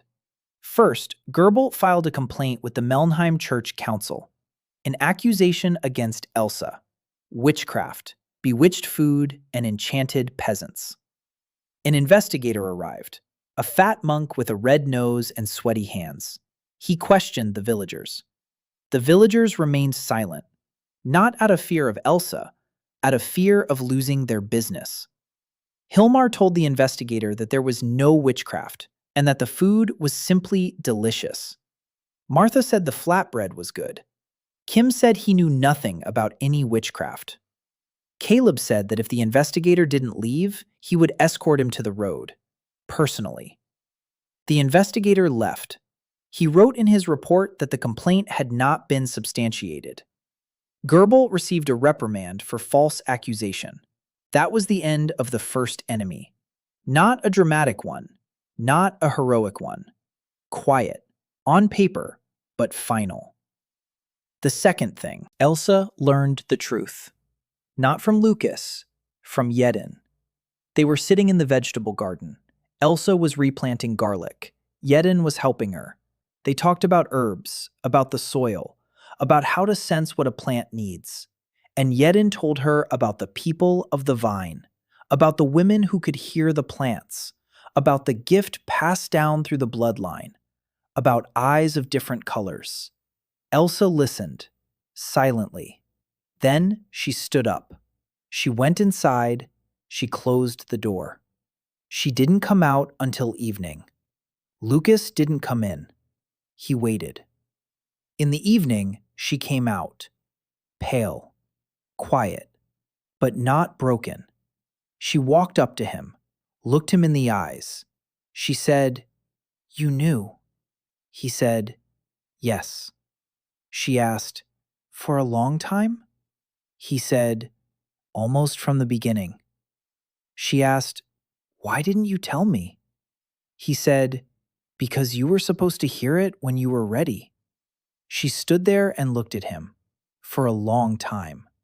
Then she said, "I'm not a witch." He said, "No, you're not a witch. You're something much better." She didn't cry. She didn't smile. She just nodded. Then she moved closer. She rested her head on his shoulder, not in a dream, in real life, on her own. He hugged her, tightly. They stood like that. A minute. 5. 10. Until it got dark. The third thing. On the 130 day, a woman approached the bench, short, black-haired, dressed simply, with a narrow face and attentive eyes. She came in. Sora asked what she'd like. The woman looked at the table, at the bowl of sauerkraut that Lucas had experimentally prepared using a recipe from his past life. Local cabbage, salt, curly endive for a tangy kick, 3 weeks of fermentation. The result wasn't kimchi, but something close. sour, spicy, and vibrant. The woman tasted the cabbage and froze. Then she said, in a language Lucas hadn't heard in a year and a half, in Korean, "This tastes like kimchi." Lucas dropped his spoon. He turned around. He looked at her. She looked at him. Then she said in Korean, "You're from there too." He couldn't speak. His throat tightened. He nodded. She said, "Hana Choi." He said, "Lucas Chen," in Korean, his real name, for the first time in 130 days. She sat down. He sat across from her. They looked at each other. Two people from another world, in the kitchen of a medieval village. She began to speak, quickly, in Korean, that she'd been here for 5 years, that she'd come from Seoul in 1986, that she'd worked at the Namdaemun market, that she'd woken up alone in the forest, that she'd wandered, that she'd survived, that she'd forgotten how her name sounded when spoken by strangers. Lucas listened. Then he said quietly, "Hanashi." She froze. Then her face crumpled, and she said, "Brother, I want to go home." In Korean, quietly, like a child. He stood up, went into the kitchen, cooked, quickly, ramen, using local ingredients. A bone broth with garlic and ginger, hand-pulled wheat flour noodles, an egg, greens, a drop of apple cider vinegar for a touch of tartness, paprika for color. Simple ramen. Not like the kind in Seoul, not like the kind in Tokyo, but ramen. He set it in front of her. She stared at the bowl, at the broth, at the noodles, at the egg.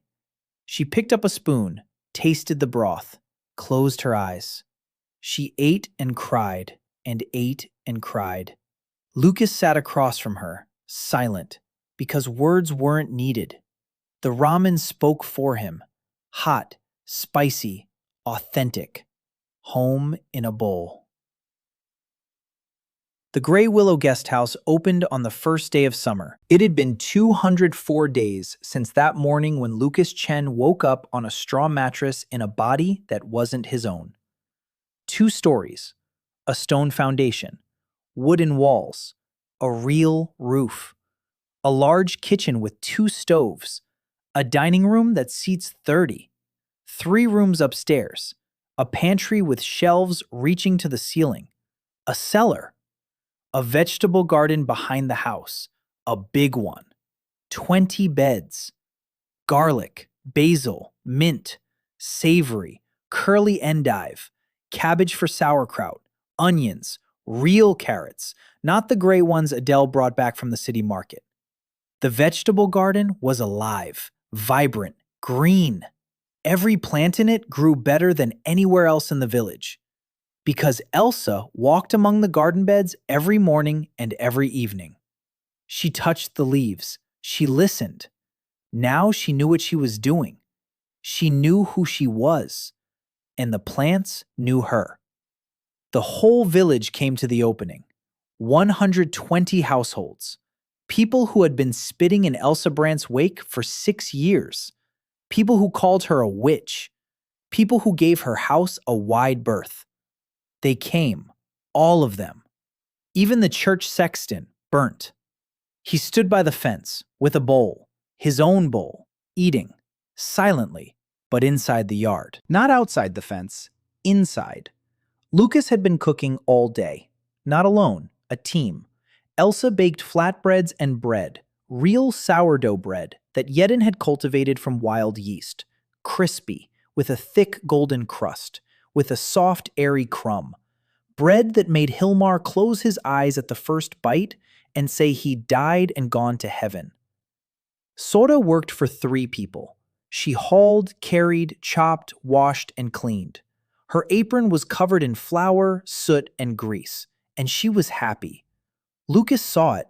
He saw how she moved, quickly, confidently, with pleasure. Not because she had to, because she wanted to. Yedin brewed herbal drinks, hot ones, cold ones, with honey, with mint, with berries. The children drank 3 mugs each and asked for more. Mita sang all day long, without stopping, songs that were cheerful, sad, funny, and tender. She stood on the porch with her lute and sang, and the village listened and sang along to the songs they knew. Hana helped in the kitchen, silently, precisely, just like someone who had waited 5 years for a place where she could work with her hands and had finally found it.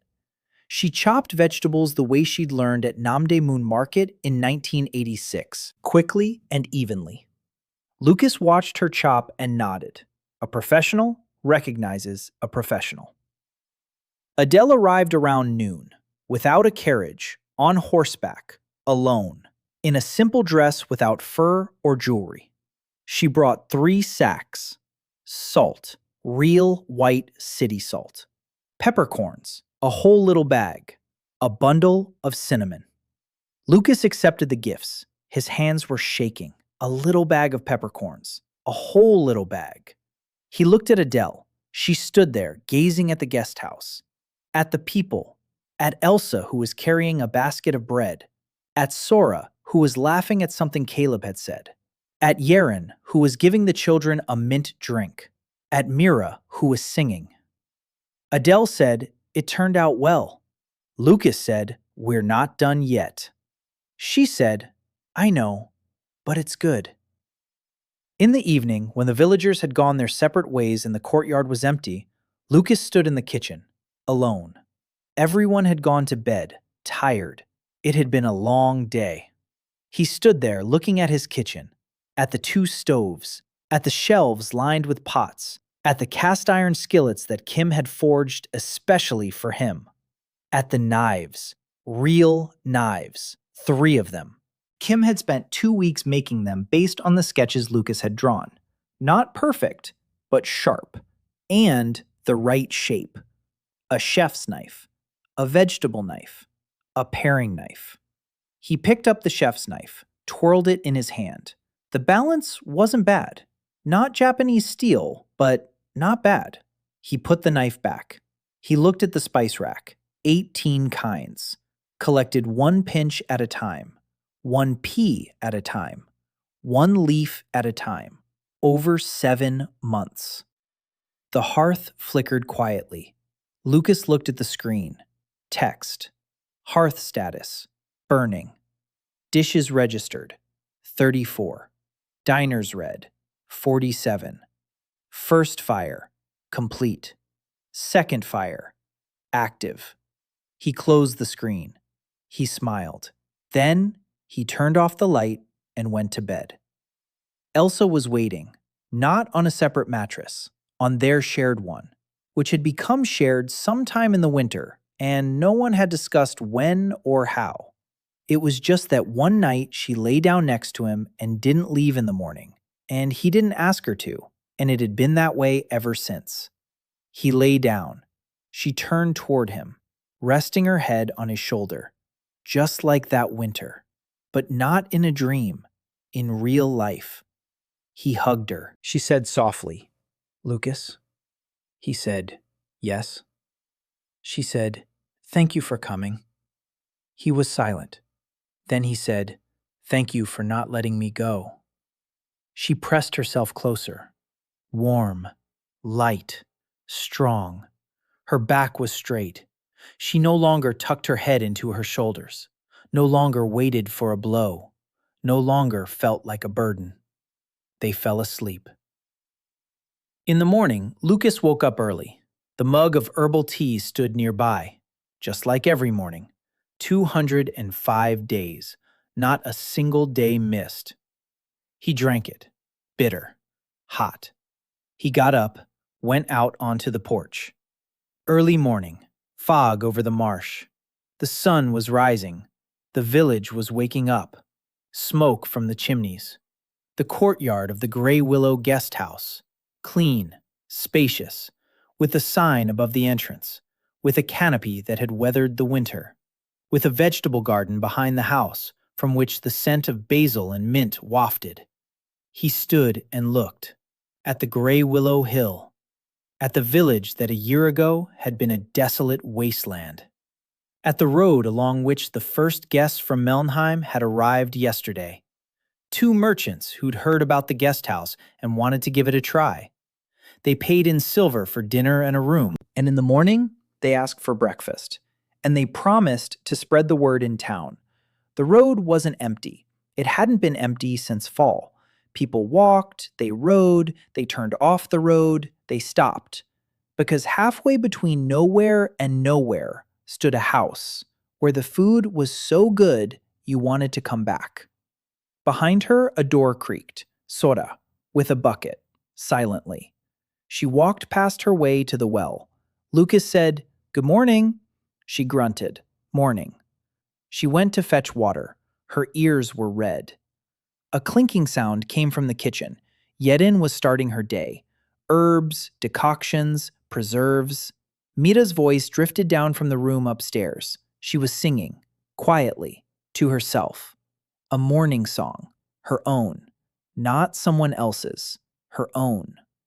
She had written her first song that winter, about a house that smells of bread. A simple one, but her own. She heard footsteps in the backyard. Hana. She'd gotten up early. She walked over to the garden bed. She crouched down. She touched the cabbage.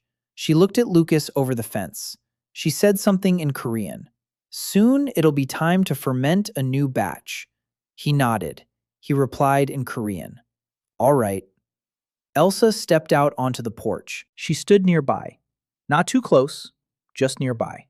She looked at the yard, at the vegetable garden, at the fog melting away in the sun, at the village, at everything around her. She said, "Lucas, I have an idea." He looked at her. She said, "A school. I want to teach people not how to cook, to grow things. I know how to talk to plants. Maybe others can too. Not exactly like me, but a little, if I show them." He looked at her, at the woman who, a year ago, was afraid to look up, who, a year ago, thought she was cursed, who, a year ago, didn't know what "we" meant. She stood on the porch of her house, upright, calm, with one gray eye and one green eye that looked not at the ground, but straight ahead. And she said she wanted to teach people. He said, "All right, let's do it." She smiled, that smile that was the most fearsome weapon against all the enemies in this story. Lucas turned toward the door. Time to go to the kitchen. Breakfast, 6 plates. Elsa first, Sor second, Yeren third, Mide fourth, Hana fifth, himself last. Just like every morning, just like every day, without exception. He walked into the kitchen, picked up a knife, began slicing the onion into thin rings, even, precise, just as he'd been taught in Lyon, just as he'd done in Seoul, just as he does here. The onion sizzled in the hot oil, the most perfect sound in any world. The sound of an onion meeting hot oil, the sound from which everything begins.